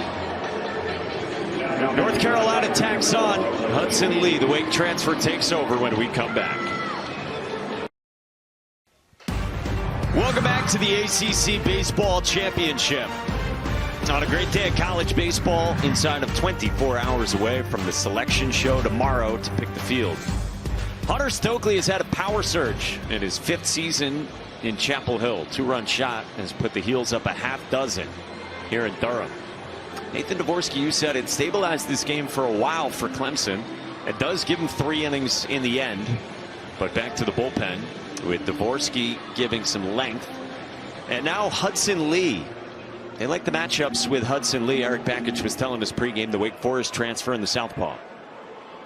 Well, only 14 innings, but boy, he's been good utilizing that fastball, slider, changeup. Been really good too against the power numbers. And in saying that, he against lefties and righties, if you look at the slug percentage, a 133 slug to lefties and a 171 to righties. Alex Madera lines one into left center, and it gets all the way toward the wall. Madera's got a double to greet Hudson Lee. But apparently when UNC offense is hot, it doesn't matter who you bring in at the moment, because they are just ready to swing the bat. That is not a bad pitch at all. That ball is in. It is just a great job of hitting by Alex Madera. He had an RBI bloop single into 3rd, and now for Scott Forbes, Madera's got a double in the 5th. Here's the D3 transfer, Tyson Bass. Madera takes off. Jarrell's throw, not in time. Madera swipes 3rd. Yeah, they're just feeling it right now. And they're putting a lot of pressure on this Clemson defense. Not paying any attention to him. A running start easily into 3rd. Good breaking ball to Bass from Lee. He's got a good slider and a good fastball. We'll throw a changeup. To the infield in. Bass skies this one. Left center. Cantarella's back at the wall, and it is gone! 2-run shot on a skyscraper from Tyson Bass.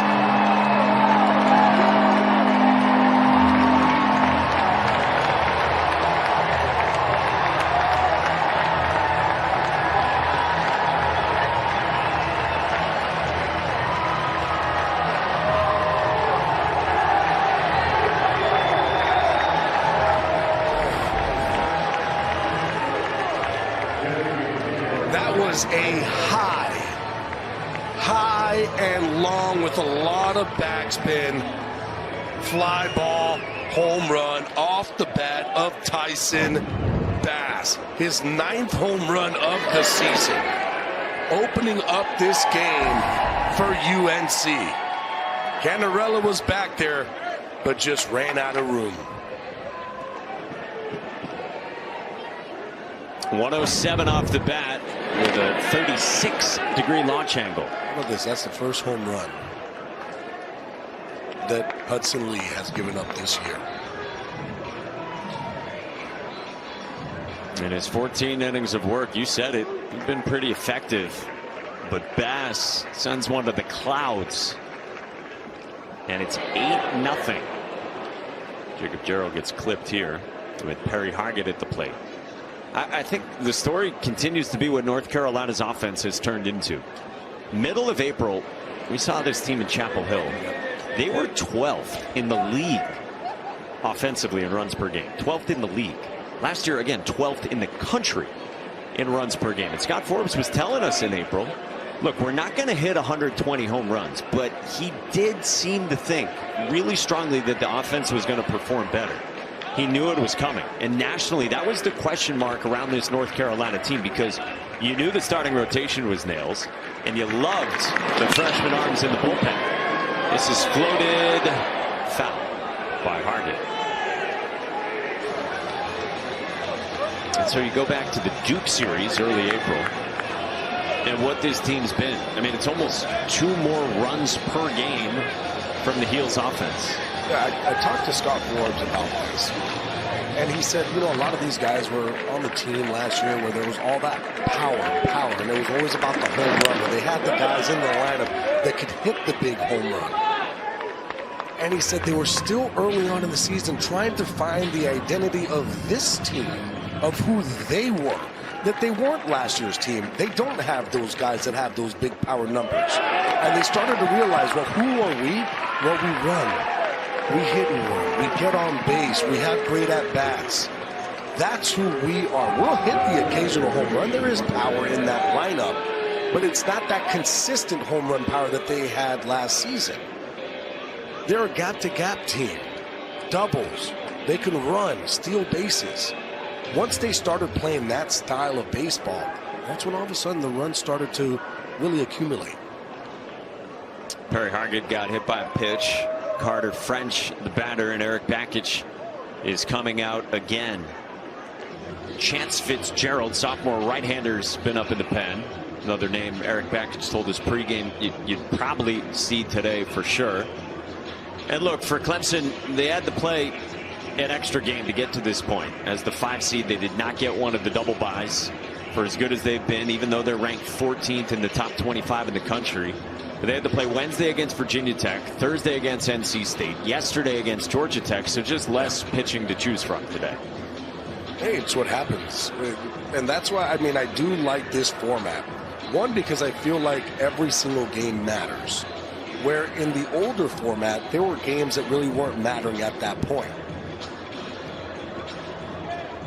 Fitzgerald will take over for Lee. All North Carolina in the championship game.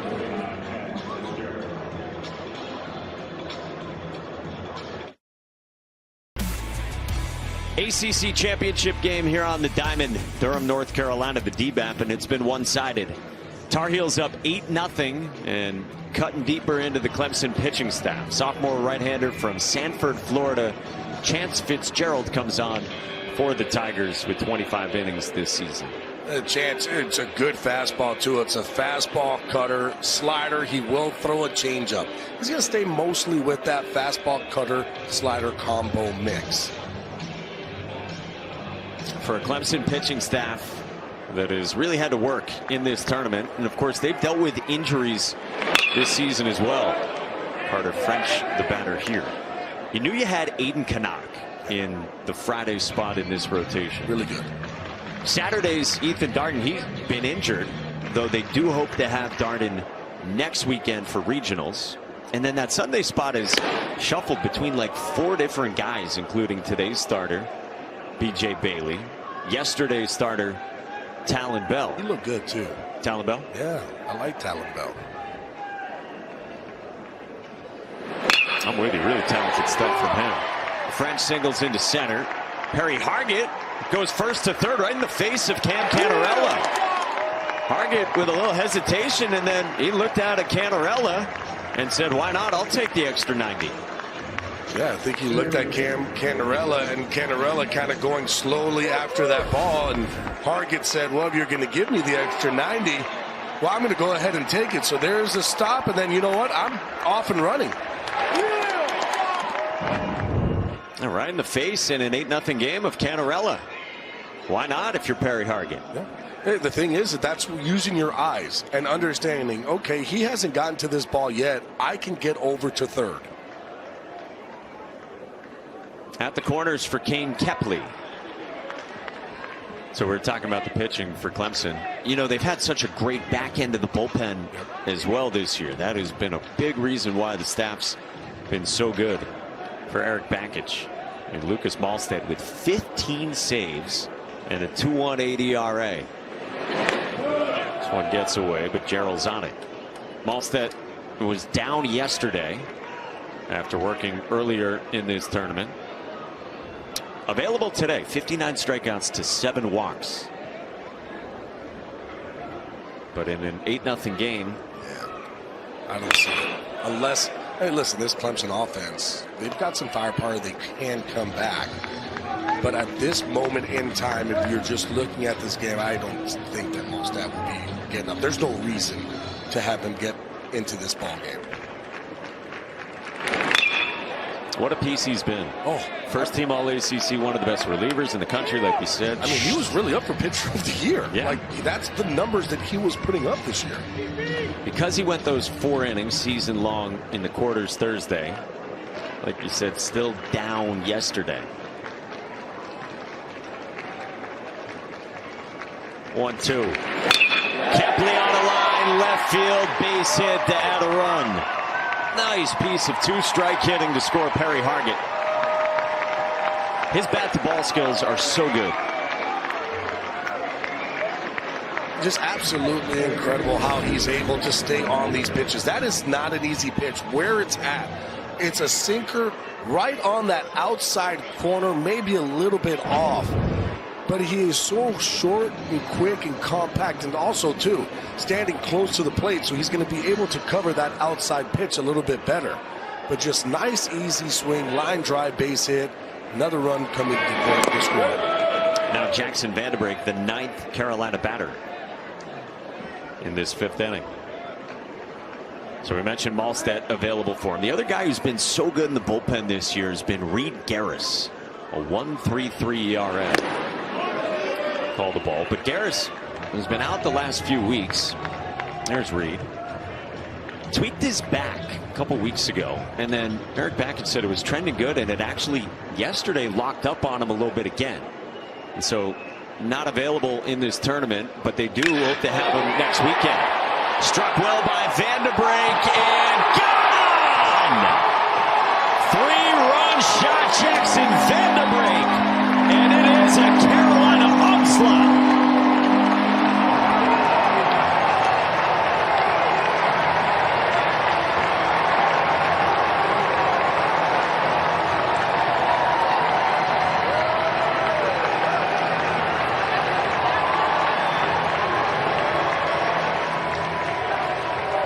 Well, partner, what did I tell you? There's a guy in scoring position.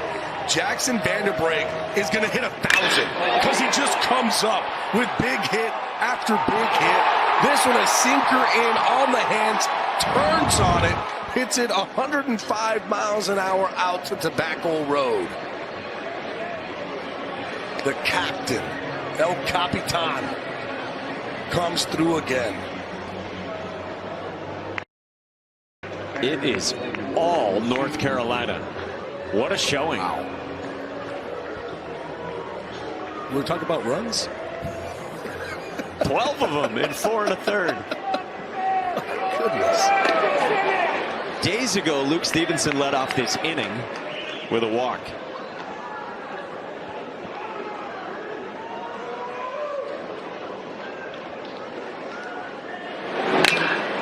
Skied behind the second base bag. Cam Canarell is in for out number 2. Two teams that did not meet in the regular season and have been 2 of the best all year long. So the Clemson currently ranked 14th in the country. They got as high as number 2 in the country this year. And North Carolina currently, even though you see the 3 next to their name, 3 seed in this tournament, also 3rd in the country. Yeah. And Carolina, they've been up. They started to trend downwards, and then all of a sudden, especially second half of the season, they have just shot up those polls, and sitting where they're at right now, they will be a top 8 seed.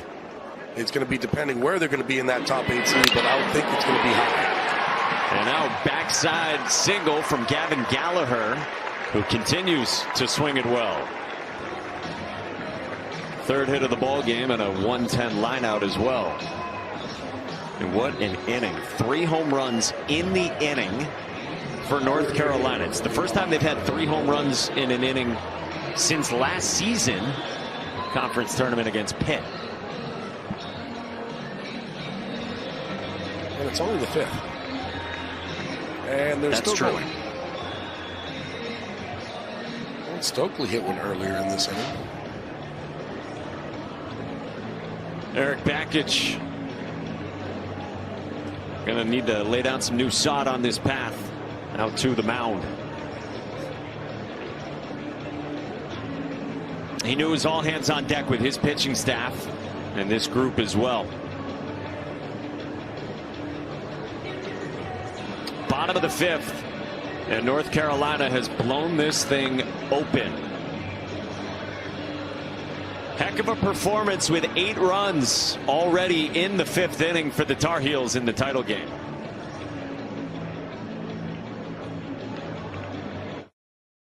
But what the first thing he's going to say back to Matt Schick is, when we unveil the field, D1 Baseball always projects the field, and this is what D1 Baseball projects the ACC regional hosts to be. North Carolina secure of a top 8 national seed. Clemson, Florida State secure hosting.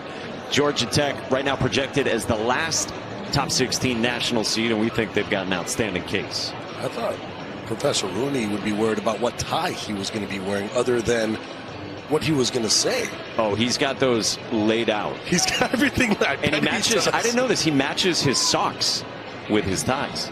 Then he's going to have to put the feet up on the table so we can see that. Yeah, we do need to see that. Noah Samel comes in, only 6 2/3 for Samel this year, in what has been a 28-minute half inning already. Samel just trying to get that last out here against UNC. It's a fastball slider changeup, 86 to 90 miles an hour.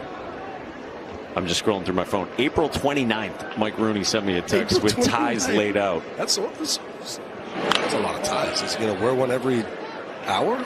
Well, some of them for the selection show and for regionals, then some of them for supers. He's got to cover all his bases. Really, I've got like a couple of those. The great Mike Rooney. I wonder, like, he has to kind of get the ties so that they don't match with teams that he's covering, right?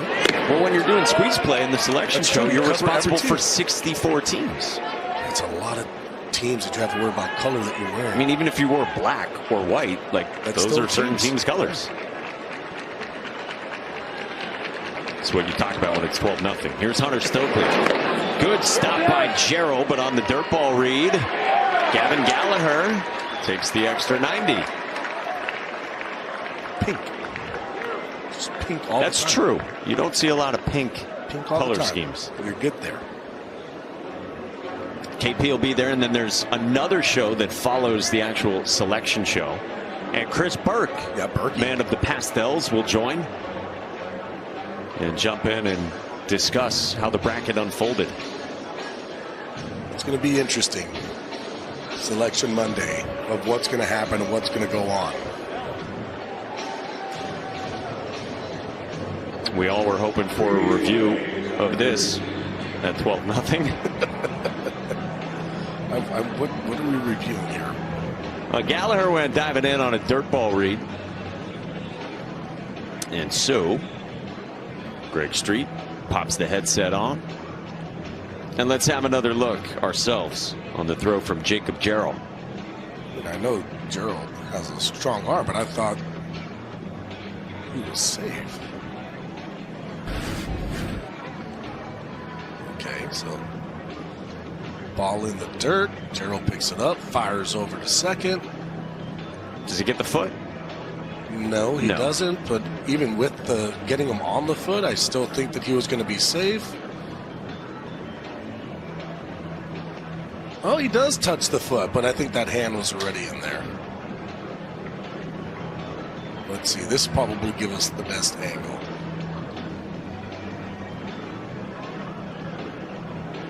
Hand, foot. That's actually closer than I thought. Yeah. I really feel like this is one of those, they're hitting at the same exact time and call. Now they're able to match these up to where that tag is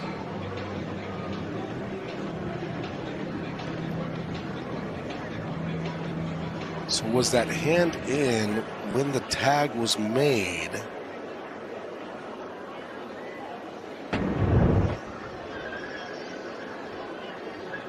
Do they have enough?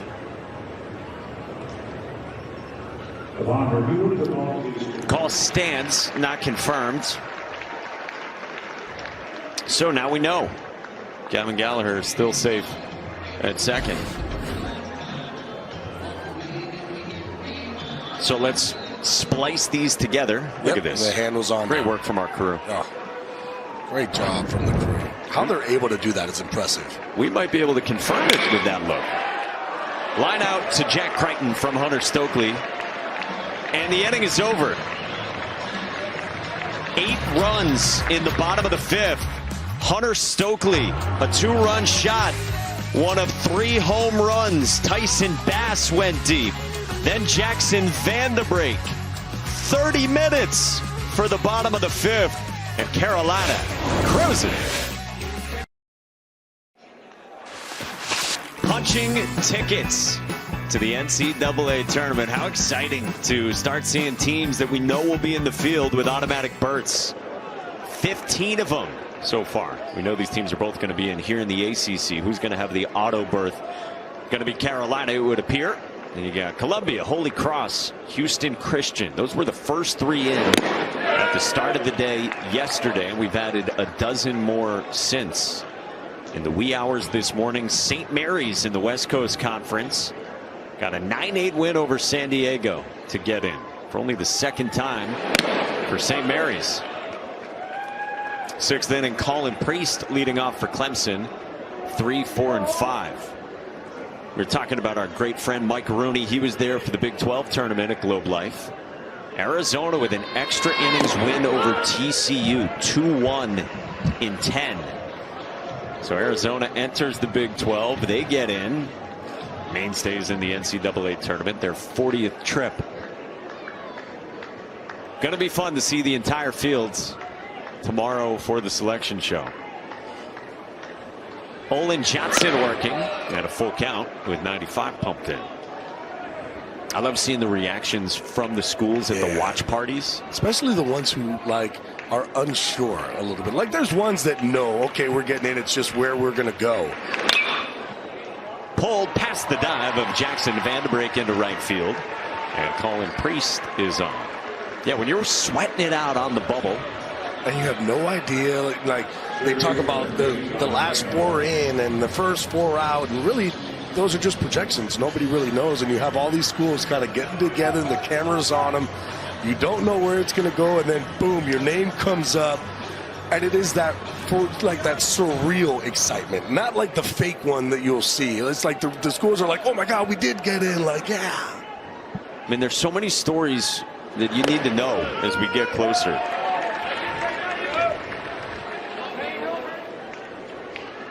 Josh Pano, the batter here, after Colin Priest stung that one at 111 off his bat. And we get to introduce the country, even the most ardent followers of college baseball, to new teams. So let's zoom in on a couple of these. You got Murray State right side of your screen. Murray State won the Missouri Valley. They haven't been in since 2003. And then above them, Northeastern. Northeastern has won 27 games in a row. I mean, that is a powerhouse at the mid-major level that people aren't talking about. Into center, and Pano lines out to Kane Kepley. One away. Mike Lavin's done an awesome job with the Northeastern program. And we're going to see what it looks like when the regionals are announced. You got a city you want to go to for a regional? If the powers that be are listening, maybe who has the best food? Where are you going to be? Well, that's always, I want to know. I want to be where you're going to be.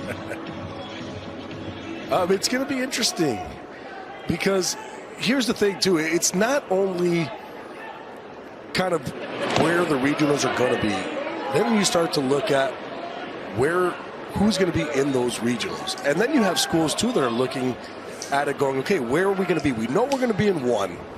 Who are we going to? And who are we going to have to play? You start to look like the ACC teams, and you go, does a team really want to go or be with, like, let's say, Duke, who has been absolutely crushing the baseball with the type of pitchers that they have. Like, those are the things that starts to get interesting, because all of a sudden you're like, yeah, we got in, and then you're like, oh my God, that's going to be a tough regional to get through. Right, Duke as a 2 is scary. Scary. Dom Listy, the batter, with 1 on and 1 on for Clemson. Been a good week here. What day did you show up here? Do you know? I showed up Monday. Monday. Yeah, I came in Monday, and then had double headers on Tuesday and on Wednesday, and we stayed here until 2:30 in the morning, and it was fun. Good games. This one cracked in the air, foul. You don't mind being here and staying long, especially with the type of games that we've been getting. I'm with you. And would love to give another shout out to the fine folks on this crew. I mean, truly, those were 4 game days, first couple days of this tournament. Starting games at 9 a.m., which behind the scenes means you are here very early and you're here very late. We have a lot of people behind the scenes who make this possible, whose faces you don't see, whose voices you don't hear. We hear some. Yes, that's true. And they make it all go. So thanks, everybody. We appreciate you. Full count on Dominic Listy. Middle name, as we learned yesterday, Luigi. Luigi. It's the type of stuff Danny Wexman finds, unearthing gems. Actually saw Danny Wexman walking up somewhere. Listy works a walk. Priest to second, 2 on, 1 out. Where in the world is Danny Wexman? Guys, I was obviously looking for our friend Lucas from yesterday. Nice. I was I knew looking she was for going Lucas. somewhere. Did you find him? You always got my back, man. You do too, Mike. I didn't find him. Lucas, if you're here, come out to the concourse and find me because we want to chat. Yeah, you could tweet at me. Just come find me. I'm on the concourse right now. I've got a nice view just above. Your Twitter name so he knows what to tweet. I'm at Danny Wex. Yeah. I mean, She's I'm big guessing time. Lucas doesn't have a Twitter account, but hey, do you guys need anything up there? Yes. Oh, I see you Some there. snacks? No, we actually have a specific request. Like, where I'm in ready. the world is Danny Wexman? I got her. Point her around. So, Danny, we'll get to our request in a moment. You already know what it is. This is the moment, if you missed it yesterday. Jackson Vanderbrake hits a ball in the semifinal between North Carolina and Florida State, and Lucas, we've come to learn. It's a good grab. It's a great play. It's a good grab. Playmakers make plays. Then right after, 2-run home run. Moot point. Bouncing ball from Jacob Jarrell turns into 2. 6-4-3. Induced by Olin Johnson. Middle of the 6th. There's Danny. Danny, Milkshake Factory, please. Milkshake. The cookie one.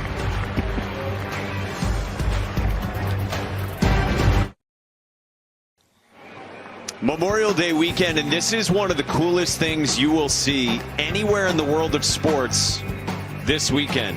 Players from both teams here at the ACC Championship game have gone into the stands during this 6th inning break, and they are shaking the hands of veterans here at the DBAP. Now, this is something Clemson instituted at Doug Kingsmore Stadium this year during its games, inspired by the Savannah Bananas. Clemson has done it throughout this season. It has been wonderfully received there locally and around the college baseball world. And North Carolina, today in the championship game, has joined in. Aiden Canuck, one of the best pitchers in the country, taking off his hat and shaking the hand of someone who has served this country. That is something that I feel like every single team, not only in ACC, all around college baseball, should do. The respect that you have for anybody that was in the military is great, and you can see it too in the individuals themselves when they're coming up, and you're getting these baseball players showing that sign of respect, taking off the hat, shaking hands. It's huge, and you can see all of a sudden the smile come to the fan's face, and it doesn't matter if you're Clemson and you're UNC, that goes out the window. It is brilliant stuff. Tyson Bass matter. I mean, Eric Bakich has talked about it this season, and he has said our players understand that they get to play baseball in a free country, and that's not possible without servicemen, servicewomen who protect and defend that freedom. afforded to his team and all these teams. And so they pay it back, pay their respects in a small way that is incredibly powerful.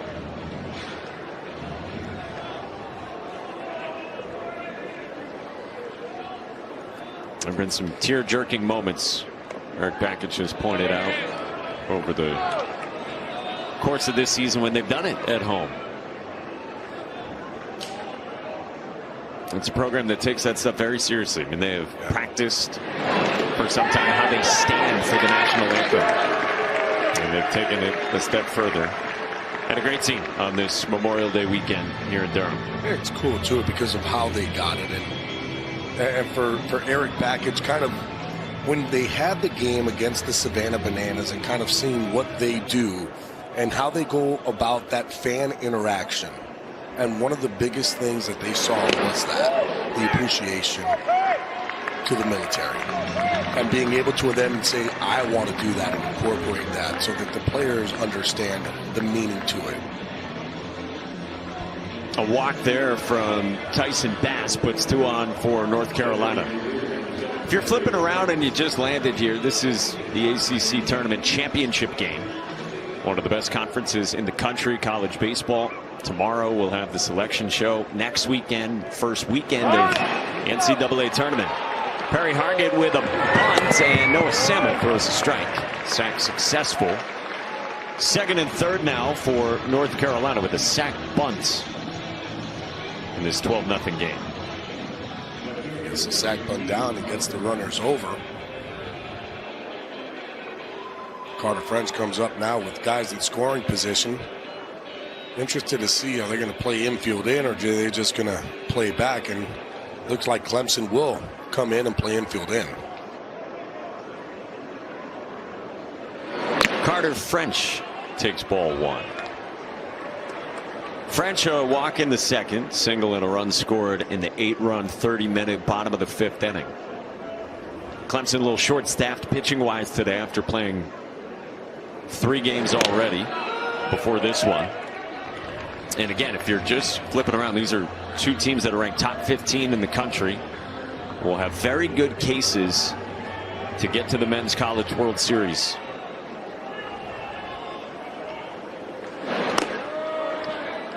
I think one of the questions with North Carolina's offense, we've talked about that here these last few innings. If they get to Omaha, how much of it translates? You talked about less home runs than last year, manufacturing more this year. Does that translate to the College World Series? This one gets away. Big carom back to Jacob Jarrell. Bigger ballpark, and then the best pitchers in the country presumably will be there in Omaha. To be honest with you, I think it's the hottest teams. It's just like when you look at the MLB and you look at who are the hottest teams going in. Those are the teams that win. Both of these teams have been playing really good baseball. UNC has been extremely hot. They've been playing great baseball all year long. They found their identity. They know who they are. They know how they have to play. They're not chasing anymore. And I feel like early on in the season, they were chasing the home runs just because that's who they felt they needed to be. Once they kind of dialed back and said, nope, that's not us. Let's play our style of baseball, this team's style of baseball, they have took off. UNC can beat anybody, in my opinion. Clemson can beat anybody.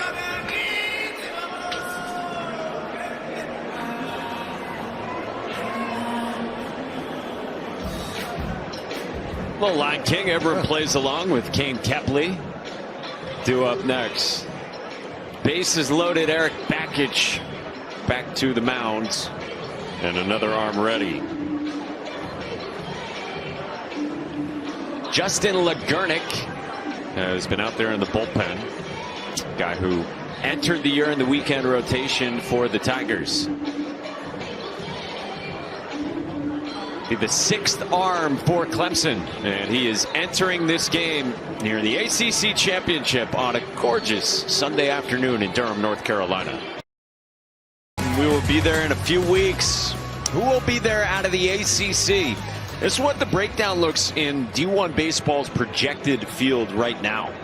They've got 9 teams out of the ACC. Wonder if it'll be 10 in the end with Virginia. Brian O'Connor's team with a very good case. And historically, a team that does what they did in the regular season in conference has always gotten in. 13 out of the SEC, 8 from the Big 12, 3 from the Big 10, the Fun Belt, the Big East, the American, and Conference USA, with multiple teams projected as well. Kane Kepley bats with the bases loaded for North Carolina against Justin LeGarnick. That's fouled off Kepley at home plate. LeGarnick was in the weekend rotation to begin the season. A guy who transitioned from reliever last year to now as a sophomore out in New York this year, starting rotation, but had some woes early on. Yeah, he had his little ups and downs. It's a big presence on the mound at 6'4", and then where you see where he releases a ball, that low slot lefty sideline. It's a good fastball slider. He has a changeup, mostly fastball slider, 90 to 93. It's a good arm. If he can figure out right now, especially for Clemson, you're talking about finding those guys that can just figure it out here at the end. Look at the movement on the slider from LeGarnick to Kane Kepley. Yeah, well, I think Kepley's story is well documented, guys, coming from Liberty, wanting to stay with Scott Jackson. But I saw Scott Jackson before the game, and we were talking about Mike. This is to the plate from Pano, and it gets away. So Alex Madera scores, and Clemson's defensive struggles continue.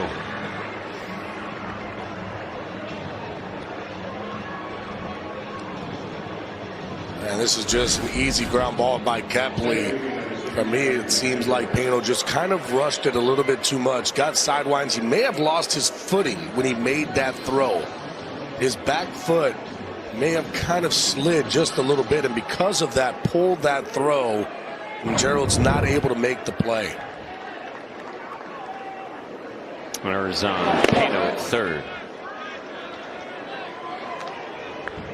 Now Jackson Vanderbrink.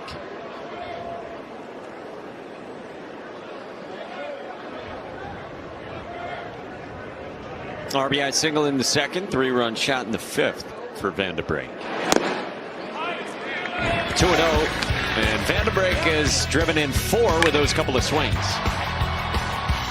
It's every single guy. There's a guy in scoring position. UNC wants this guy up.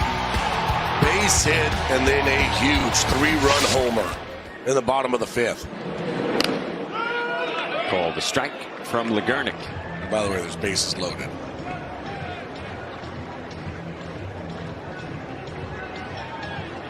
Just saying.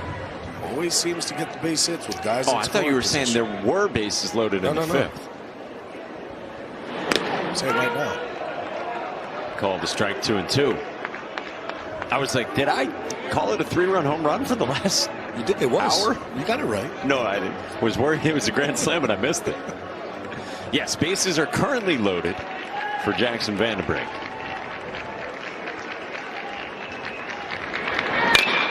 Chopper up the middle. Chufo spins. Very nicely done. Bass scores. Adds on another for North Carolina. Vanderbrink has driven in 5 of the 14. Kane Kepley's aboard at second.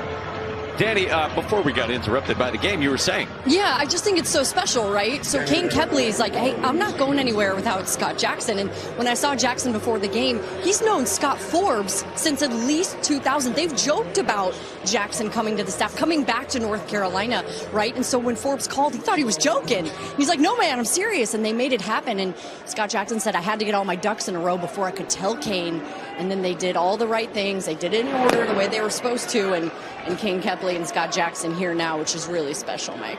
Yeah, the former Liberty head coach, Scott Jackson, over there coaching first with his best friend, Scott Forbes. Good handshake. Firm handshake. Better be ready when you're shaking hands. And we had both learned that earlier this season, so we came. I came prepared today. You probably have more strength than I do, but we were both at least mentally ready for it. It's a strong man.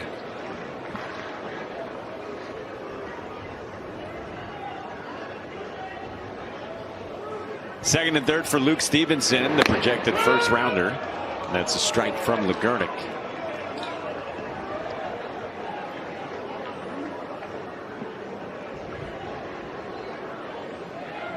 Great crowd on hand for this one. A sellout. By the way, if you're wondering, once we get to the 7th, there's no run rule here in the championship game. Normally a 10-run rule through 7 innings.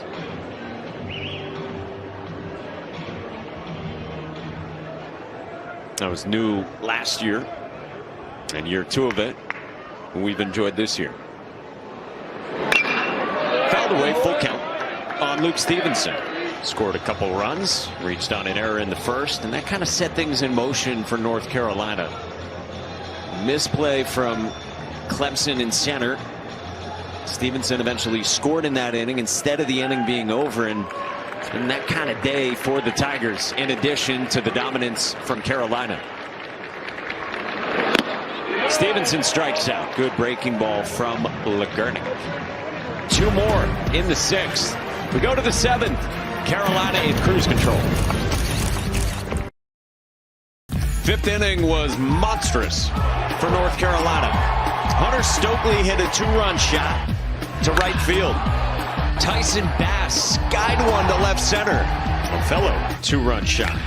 And then Jackson Vanderbrake made it the first 3-home run inning of the season for North Carolina with a 3-run shot. Part of 5 RBIs for Vanderbrake. How about the last 2 innings? 8 hits, 4 singles, 1 double, the 3 home runs, 4 walks, 10 runs, 9 RBIs just in the last 2 innings for North Carolina's offense. No triples, huh? Stinking it up on the triples. From the nitpicking department, I present Gabby Sanchez. Jack Crighton against Olin Johnson. Again, it's so impressive. It's just, and then when they get going, right, they get that confidence, and you saw it in that 5th inning. Seems like everybody was coming up there with just a sense of confidence of like, yeah, we're putting this game away.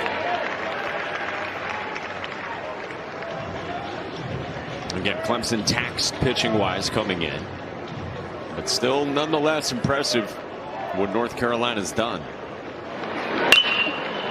Crighton the left, and it hangs up for Carter French. 1 away. Well, North Carolina's got good history in the ACC tournament as well. A program that has made 12 trips to the College World Series, has won 8 ACC tournament titles, 2 of the last 5 seasons. We were there in 22 for Scott Forbes, Carolina over State. Great crowd that was in 2022. Remember that? Oh, it was a split crowd. This is a lot more UNC crowd, but you know what? I do see a lot of Clemson fans out. And Clemson's had awesome scenes at DKS. I mean, you've been there. You've been chowing down on the Cajun Cafe. Cajun Cafe, probably the greatest food spot in any sports building. Really? Oh, yeah. The food is outstanding. Wow. We got it 2 days in a row, and I've never been happier in a booth. Except for in the non-food division. In the non-food division. The little dude next to you. This is TP Wentworth.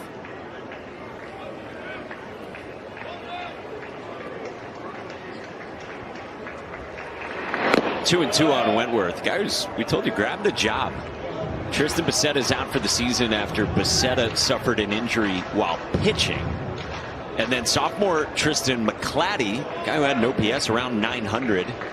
Well, about 3 weeks ago, he got hurt sliding into first base and suffered a hand injury. And because of that, because of Luke Gaffney not posting huge numbers after transferring in from Purdue, Wentworth has had a door ajar for him, and Eric Bakich is going to ride with Wentworth in the postseason, at least heading into regionals next weekend. Really talented freshman. But he strikes out here against Olin Johnson, and 2 away. Now Andrew Chufo, 6th-year senior, 24-year-old, 2nd year at Clemson, after transferring in after 4 years at Georgetown. Torn ACL last year. Steady Eddie defender before he got hurt. That was last year in early April at Notre Dame. And decided to come back. I mean, with Josh Pano brought in to maybe play short, it was Chufo who reclaimed short and has handled that spot for an infield defense for the bulk of this season. Has been really good. He's one of the better shortstops in this league. A ton of range, very sure-handed at shortstop. He has done it all season long. Talked about him getting hurt last year. That was a big blow to this Clemson team. They had to try to find somebody who could do what he does, and you're not going to be able to find that. And now what he's been able to do, too, in the bottom of the lineup offensively. He's had a really good tournament with the bat.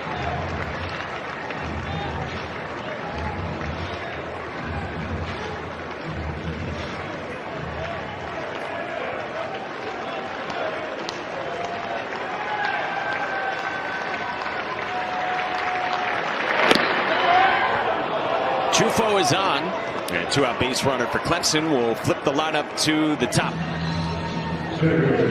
Well, Memorial Day tomorrow, the NCAA D1 Men's Lacrosse National Championship game is on ESPN with coverage starting at 1 Eastern from Gillette Stadium in Foxborough, Massachusetts. And shout out to the North Carolina women's lacrosse team. Just today won a 4th national title, capping off a perfect season. A win over Northwestern. Just another unbeaten national championship season for the Tar Heels. UNC 52 NCAA championships across all sports.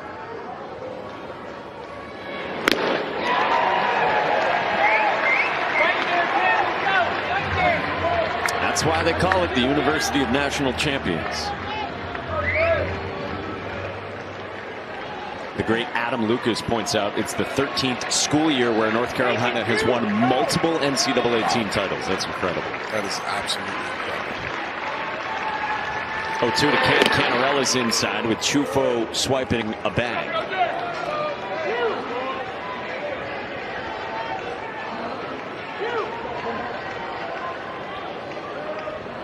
Canarella worked a walk in the 3rd and bounced into a double play his last time in the 5th.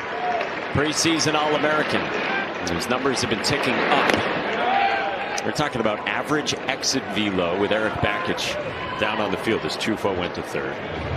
For Cam Canarella, remember the shoulder surgery in the offseason, played through it all of last year, and shoulders getting healthier, numbers are ticking up for Canarella headed to his time in the postseason. It's the exit velo that's heading in the right direction for him. It just didn't have really the strength early on. He couldn't work out upper body, only lower body for about 6 months. I think about that. You can't do upper body lifting for 6 months. And so Canarella, month by month, getting healthier, doing more in his shoulder, and the numbers support that.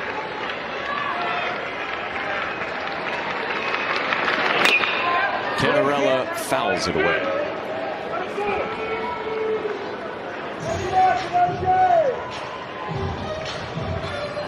You can quantify it by like the median exit velo, mean exit velo. A lot of times baseball front offices do it by the 90th percentile, and for Canarella it tells a good story. He pulls this one to right field. Pass back at the wall, gone.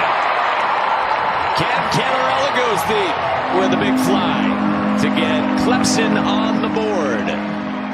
His 3rd home run of the season, and Clemson will not be shut out for the first time this year. Well, partner, you wanted exit velo. Well, you got it. 104 miles an hour off the bat. Gets a sinker down in the zone. Drops the bat head to it. And that ball is out of here.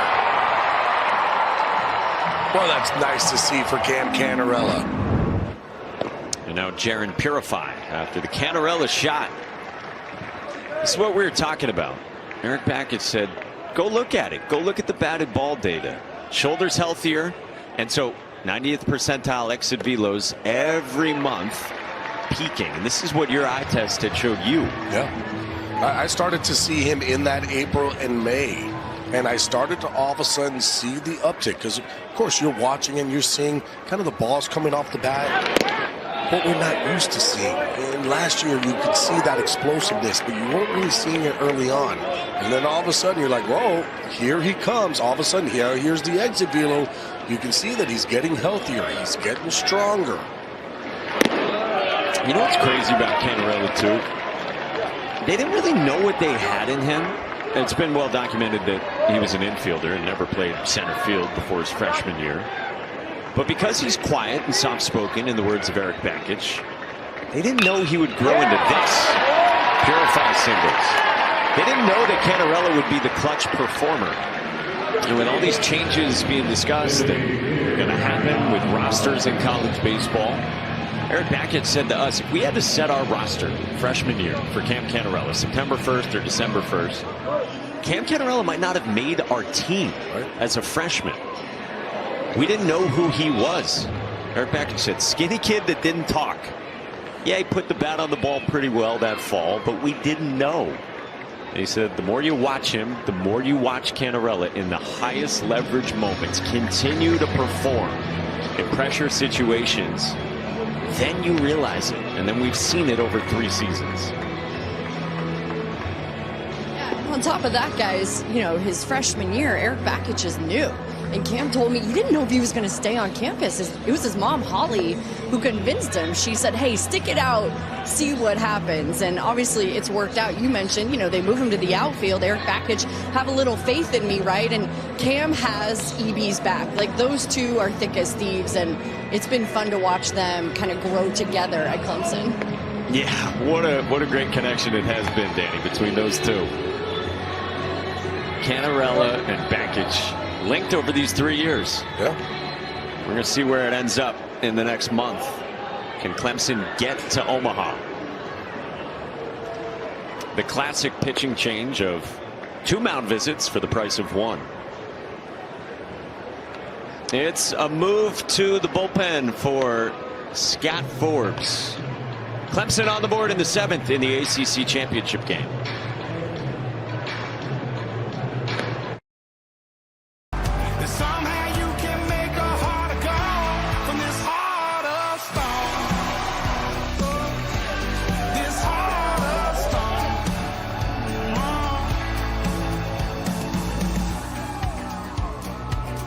Last year, Duke won it in Charlotte. Duke last year was the 6th seed. At the time, they were ranked 17th in the country. And what a display it was in the title game last year from Chris Pollard's group and that offense.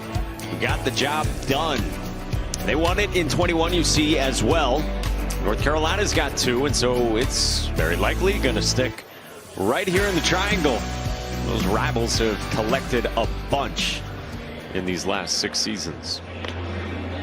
North Carolina up 14-2 here in the ACC Championship game today. Run in the first, 2 in the second, 1 in the third, 8 in the fifth, 2 in the sixth, and plenty for Olin Johnson and company. Johnson followed Ryan Lynch, who was the Sterling starter. And now back to the bullpen for Folger Boaz, super talented second-year arm. It's a good fastball, slider, change-up mix. 90 to 92 on the fastball for Folger Boaz. Then he talked about it, just having himself a very nice season for this UNC ball club. Clemson stirring a bit here in the 7th. Got a 2-out walk, then a 2-run shot, then a single, all with 2 outs. And now the 3-man in the lineup, Colin Priest. Find some shade here at the DBAP on a sunny, warm day. All right, here's Priest. I like matching up Boaz right now with left-handed hitters. So there's already activity in the bullpen behind Boaz, who is tasked with getting Priest, hoping to end this inning for North Carolina. Yeah, you talk about matching him up against lefties. Lefties only hitting 171 against him. Righties hitting 300.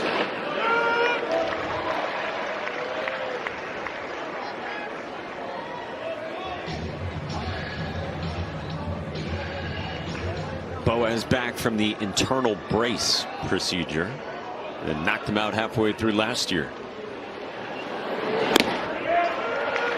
And North Carolina, I mean, we've talked a lot today about their offense.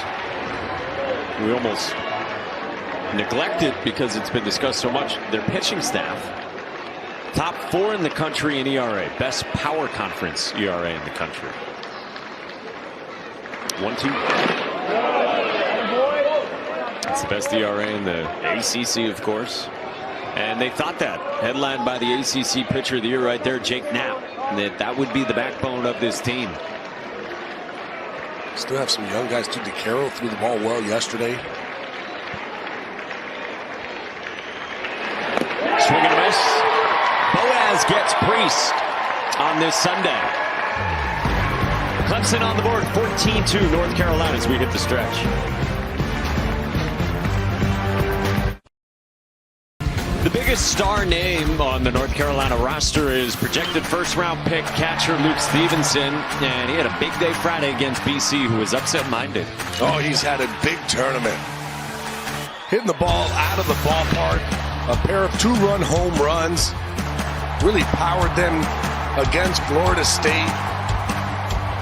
Seems like whenever they need that big hit, he has come through.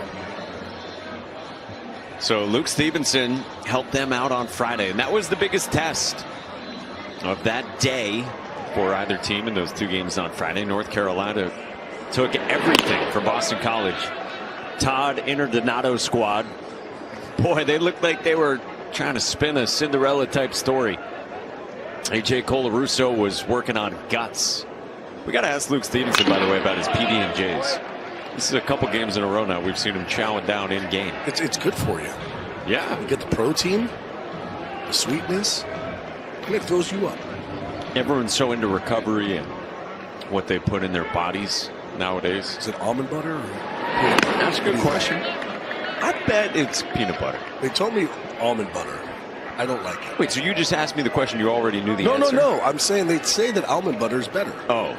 I don't like it. They used to give us packs and said, just if you get hungry, eat this. And I said I would rather not. I would say this, personally, not that you asked. I think peanut butter is better than almond butter. I don't think almond butter is bad. I just don't think it's as good as peanut butter. It's not as delicious. Yeah, totally. Right.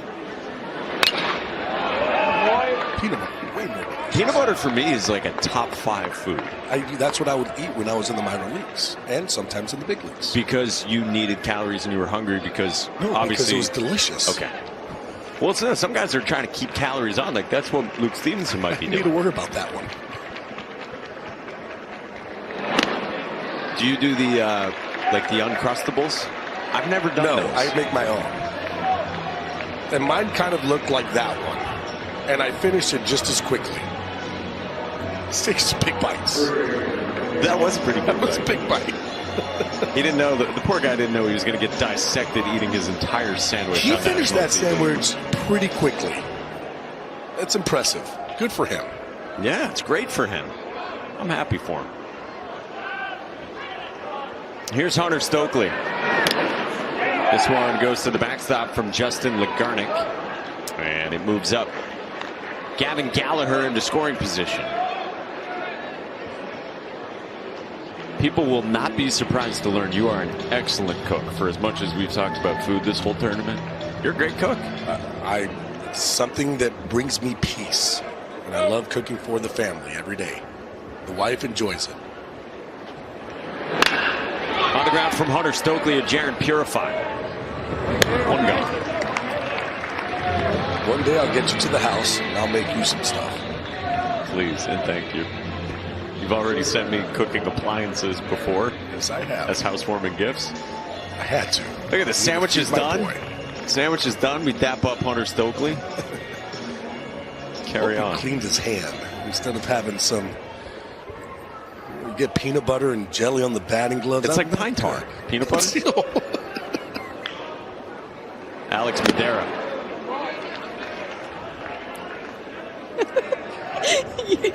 You guys, I got the sandwich details. I'm trying to keep it together. Okay, first of all, he makes over $1,500 a year. Wait, what? Hold on. For a season. 1,500? Yes, guys. Does he have one every 2 My seconds? sources say. Your sources better get fact checked here. That's a 4 lot. a day. That's 4 a Don't day. question my source. That's not that many. That's not that many. Listen, he wouldn't divulge the type of peanut butter. He said, I can't tell you that. But it is peanut butter and not almond butter? Listen, he said, I can't divulge it. He did say it's made with love, and it's a special kind of bread. Danny, you got to give us better information. We got to know this kind of stuff. Folger Boaz turned and looked at me and said, they're unbelievable. They kind of Probably look it. puts honey in it, too. Yeah. Get a little sweet. I'll do a little more digging. I mean, you guys, he's working. He's a working guy. You know how serious he is. So my sources, that's from my sources. That's not directly from him. That my source went and talked to him. So that's what I got for you, though. Special bread, made with love, $1,500 a year. So just to be clear, you're saying not for the whole team $1,500 a year. You're saying for Luke Stevenson. There are other people eating them. Yes. Okay. Yes. It's a lot of peanut butter. Okay, I hope he gets an NIL deal with whatever peanut butter Special he uses. bread. Yeah. I mean, listen, we And know bread. how well he takes care of himself. So this all adds up. It goes along with Jacob Jarrell using special shampoo and conditioner, right? It's like a catcher thing. Yeah? I don't know. Huh? Well, thank you. That's You're welcome. phenomenal. You're welcome. Alex Madera strikes out against Justin Lagarnick.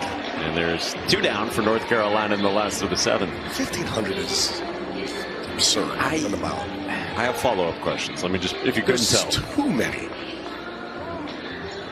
I know my kids like theirs with honey. Makes it special, makes it delicious. I'm not making 1,500 of them, that's for sure. I'm picturing you with arthritis. just pasting on peanut butter. I mean, good Lord, you know how many peanut butter things you go through? Oh, man. That's 4 a day, basically, for the whole, like every day for the whole year. You're like Monday through Sunday, including Christmas. You're like Thanksgiving, no turkey, peanut butter and jelly. No. Yeah, no, I get it. Tyson Bass, the batter here, hit by a pitch in the 2nd. 2-run shot in the 5th. Walk and a run scored in the 6th.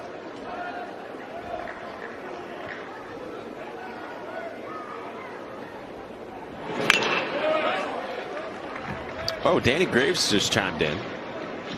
World-renowned pitcher, analyst. I wouldn't even know what to call that bread. If you're watching on ACC Network, you will hear from Gravy coming up. He said there's protein bread. Soda? Is that what that? Well, we don't have a deal with them, so I'm not willing to credit them. He says it's delicious.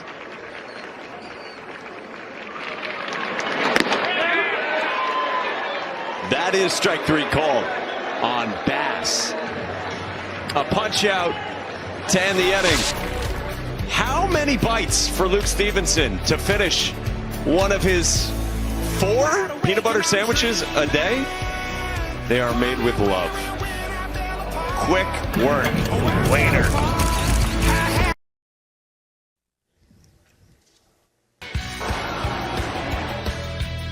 Big swings from North Carolina in this game. They had an 8-run bottom of the 5th inning in this ACC Championship game, their first 3-home-run inning of the season. Now, we've had some very good and very big home runs here over the course of this week at the D-BAP. Those have been impressive. We've seen a hit of the bull. We've seen a home run over the bull as well. Tyson Bass sent one to left center in that 5th. 8th inning, Folger Boaz is still out there. He's got 4, 5, and 6 in the Clemson lineup, beginning with Josh Pano. Hit bull, win steak. Hit grass, win salad. So hit the bull. Out of the zone from Folger Boaz. I'm talking about it the whole time. You hit the grass part, you can keep it. Unless you add some steak to it. And we've been peppering balls out there. We've had those windows reinforced to the left of the bull.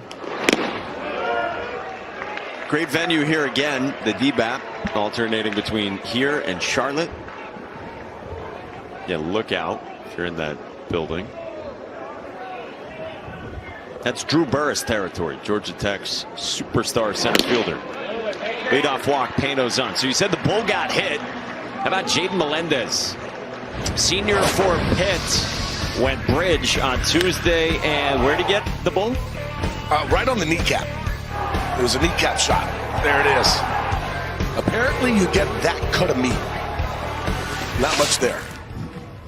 Is that true? No, it's not true. Okay. You get the steak. Apparently you get a gift card. Yeah. So you can spend it on whatever you want. Dom Listy drilled again. And Dom Listy, the first base obsessed 5-hitter, has walked twice and been hit by a pitch. And Clemson's got the first 2 on in the 8th inning in this protracted affair. That's the first time that I've seen Dom Listy get hit and show any type of reaction. I've seen him get hit a bunch. That's the first time we actually looked like he went, ow, that one hurt. He wears it. He's over there aboard. And Scott Forbes will make the move to the bullpen again. A pitching change for the Tar Heels.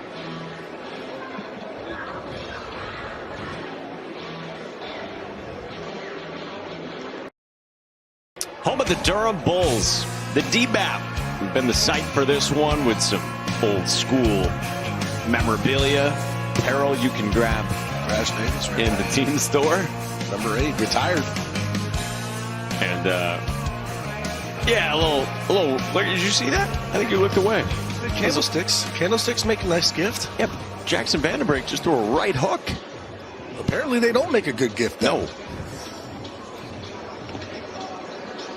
Luke Stevenson wears it from Vandenbrink. Yeah, he's fine. This guy's slugging him. That is a lot for one person. All those bottles. It's like the type of guy I want to hang with. Cam Padgett comes on and takes over. Junior from Salisbury, North Carolina, 6'3", the wiry arm, has logged about 25 innings this year. He's actually pitched better than the numbers. 14 strikeouts, does have a 5.11 ERA. It's a good fastball slider changeup mix. That fastball is electric too. It's 91 to 94. Comes right from over the top. We got some craziness going on right now. There was punching on the mound. Now there's punching in the stands.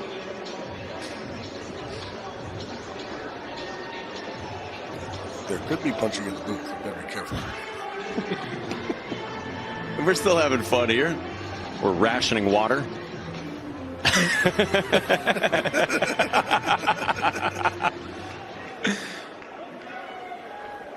That's awesome. Apparently it's a little toasty out there in the sun. Yeah, what do we got? We got windows closed. I call this the fish tank. Jacob Jarrell takes away. Jacob Jarrell. This is his spot in the lineup. Should say Luke Gaffney batting here. The Purdue transfer. Big ticket ad for this team.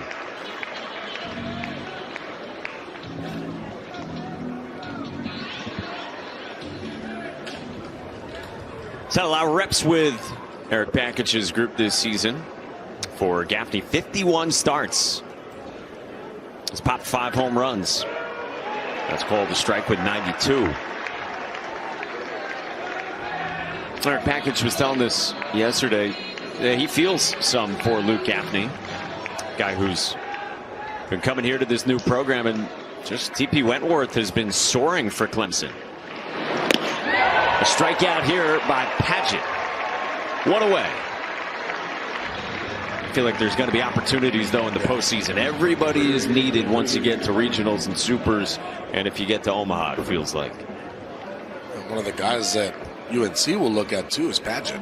See it there. It's a really good changeup. Good arm action to it. He had that good fastball, 91, 92 miles an hour. He can get it up a little bit more than that.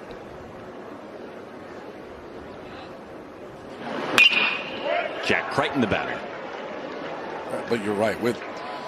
You kind of look at both of these teams and kind of where they're sitting. Gaffney is a guy that had that starting spot in right field, and TP Wentworth he's just been swinging it. And Bakich has told us too. He said, from the very beginning he was hitting some light tower power home runs in BP and had to get them in. And when he finally did, he took it over. But you look at a guy like Gaffney, a guy who's been playing, he's going to get his shots.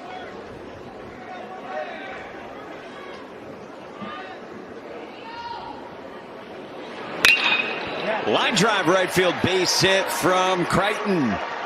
Pano comes around and scores, and Clemson adds a run here in the 8th inning.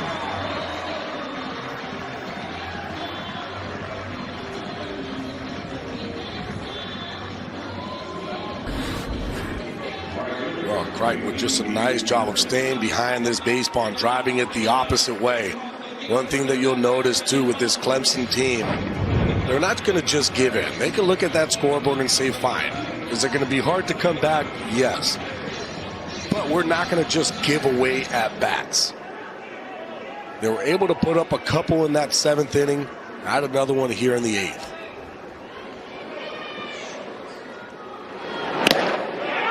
So now TP Wentworth, guy you mentioned, 0 for 3 in this game. Has had some big moments here in this tournament.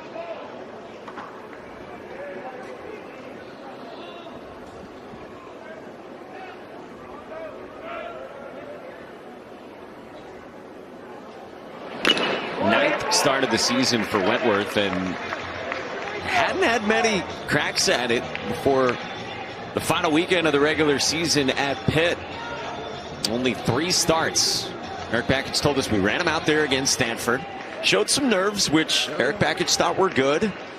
Wentworth was feeling his way through, and then a month later he said you could tell when we put him out there against Pitt, he was ready.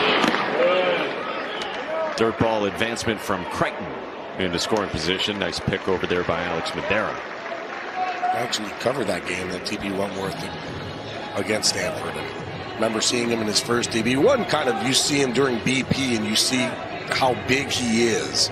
And then you watch the BP and you're like, okay, there's definitely power there. He's an athlete. And first AB, he comes up and hits a line drive right back up the middle, and you're going, all right, there's something here with this kid.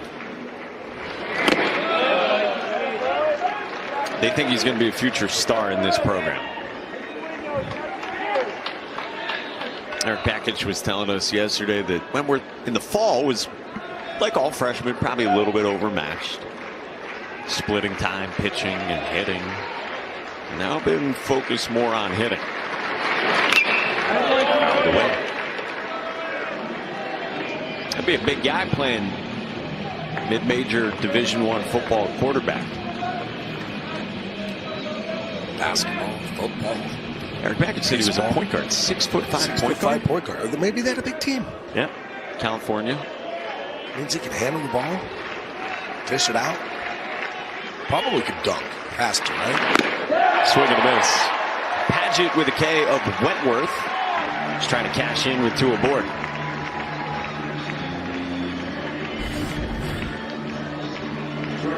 Goes right back to that heater up in the zone. 94 miles an hour. Past TP Wentworth. I wish we had a camera on you when you said handle. You started looking like you were in an and one mixtape. Got to dribble it. Oh, I'm losing my watch. Andrew Chufo. Ball 1, 93 up. A really good sit-down basketball player. With no ball. It's like when you used to have the foot massager going during our games. Yeah, I usually still do. Really? No more home games, though. Everything's on the road, so I can't bring it with me. Well, here's the thing. You could bring it with you. Okay, You just have to check in. I don't want to check that. Yeah, that's fair. Here's what you should do. Register it as a medical device. And it then is a you can medical take device. So you're good? Makes me feel better. I don't think TSA is going to buy that. 1-1 the pitch. Swing and a miss. Good heater from Padgett at 94, and it's 1-2 on Chufo.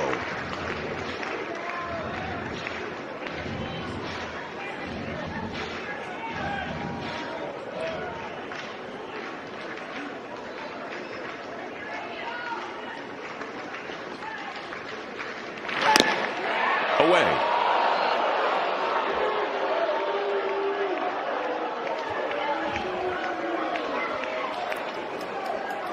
By the way, we'll have more updates as we go on here down the stretch about Tickets Punch. There is so much happening right now in this wild world of college baseball.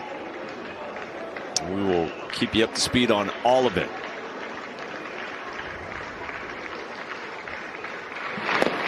Full count.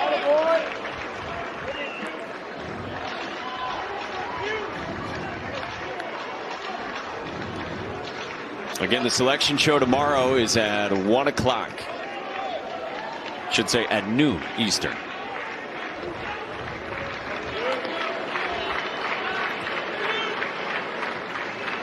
Three-two. Up the ladder for Padgett with 94. He leaves a couple. Clemson gets one. All North Carolina getting closer to winning the trophy at the ACC tournament.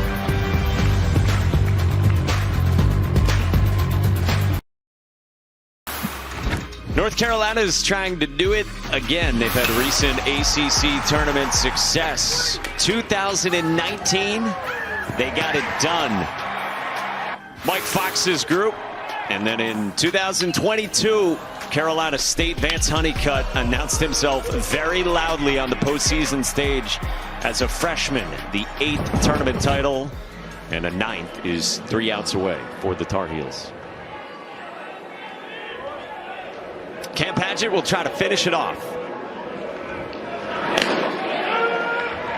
This is the top of the lineup for Clemson, and a pinch hitter, Jay Dillard, sophomore from Anderson, local kid. 16 at bats this season, 5 starts, couple of hits. He's got a double.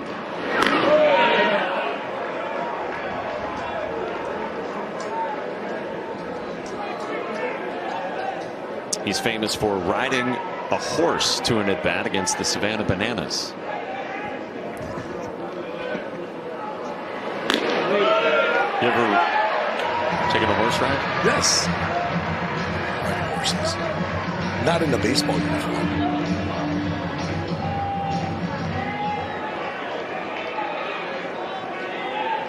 Cam Padgett dealing for the Heels. The 1-2 fouled away by the horse riding Dillard.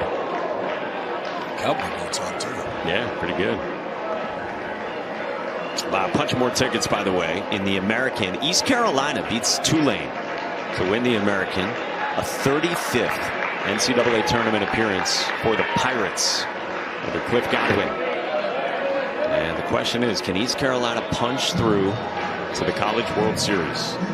It'll be their 35th, like we said. Most regional appearances without a trip to the College World Series. That's where Clemson's trying to get as well. For Clemson, for the first time since 2010. Let's take stock of each of these teams' big picture. For Clemson, postseason, you go to a regional next weekend, you're hosting. What do you think their chances are of getting there, getting to Omaha? These two teams on the field right now, I feel like have very good chances to get to Omaha. The offense that Clemson has is a firepower team. They can score a bunch of runs. They have the pitching. They have the bullpen. With UNC, it's the same thing. You look at UNC and you look at what they did today. You look at what they've been doing. They've just been going out there and just dominating teams. I see definitely UNC doing what they did last year and making it into Omaha. For me, can Clemson get through? It's going to be tough for them because I see them winning regionals. It's going to be dependent on where they're going for supers. And that's going to be the interesting part, especially tomorrow at 1 o'clock. to see where they're going to be put and who they're going to have to match up with if they're able to win their regional. And we'll find out. This is Josh Castellani, very talented freshman. Eric Bakich thinks he could be a future star. Only 4 plate appearances so far as a rookie. Looking for his first hit. He punches out here against Padgett. And North Carolina's 2 outs away. Programming note, if you're looking for UCLA South Carolina softball super regional action, that'll continue here when we are done on ESPN2. And when this game is done, you can flip over to ACC Network if you want continuing coverage from the celebration, the trophy presentation, and to find out the MVP et al. Here from Durham. Ty Marshall, sophomore catcher, switch hitter from the left side, bats here. 1 for 3 on the season. He's come into a handful of games off the bench.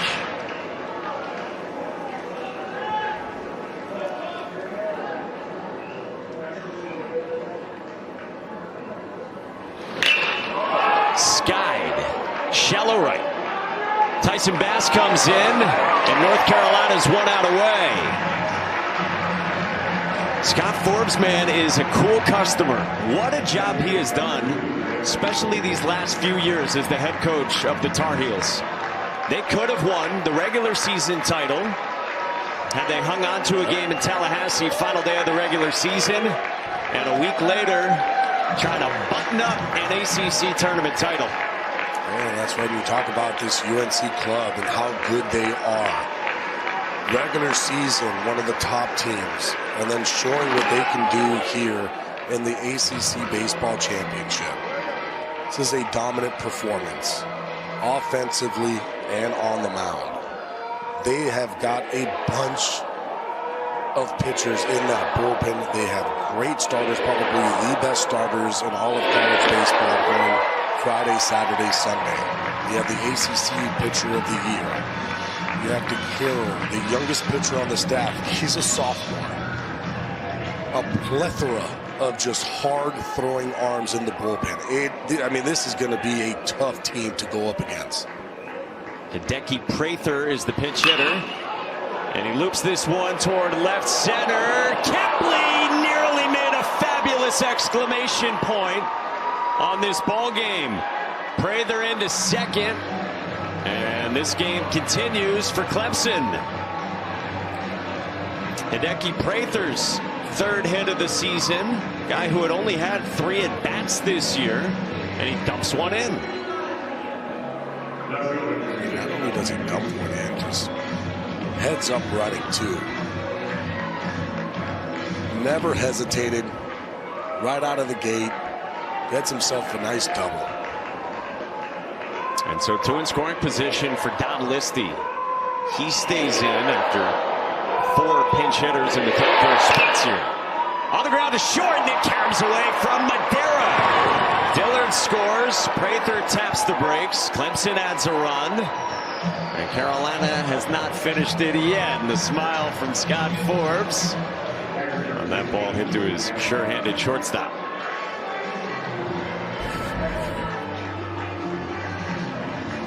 Oh, that skip off the mound, especially where it skipped.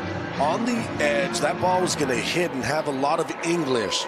When Madera comes up to try to make that play, you can see it kind of skipped off the ground right in front of his glove. Luke Gaffney, the batter.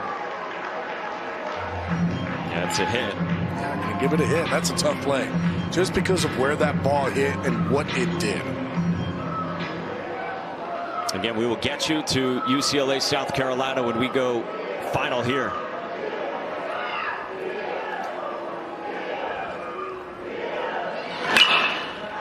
In the air, right center.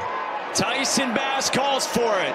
And Carolina champions again in the ACC.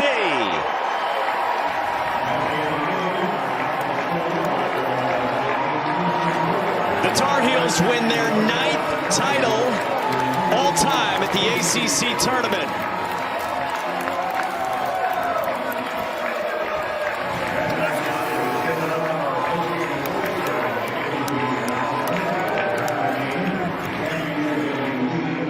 Scott Forbes has done a wonderful job at the helm of this program, so close to his heart. 24 years total on staff for a guy who originally showed up in 1999. 5 years now as the head coach, and another ACC tournament title.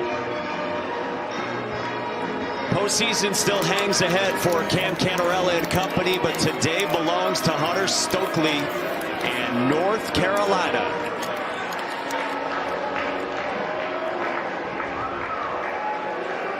Scott Forbes and the Heels get it done. And we hit the postseason in college baseball. Noon Eastern tomorrow, the selection special, ESPN2, then 1 o'clock, the road to Omaha, as we pick the 64 teams.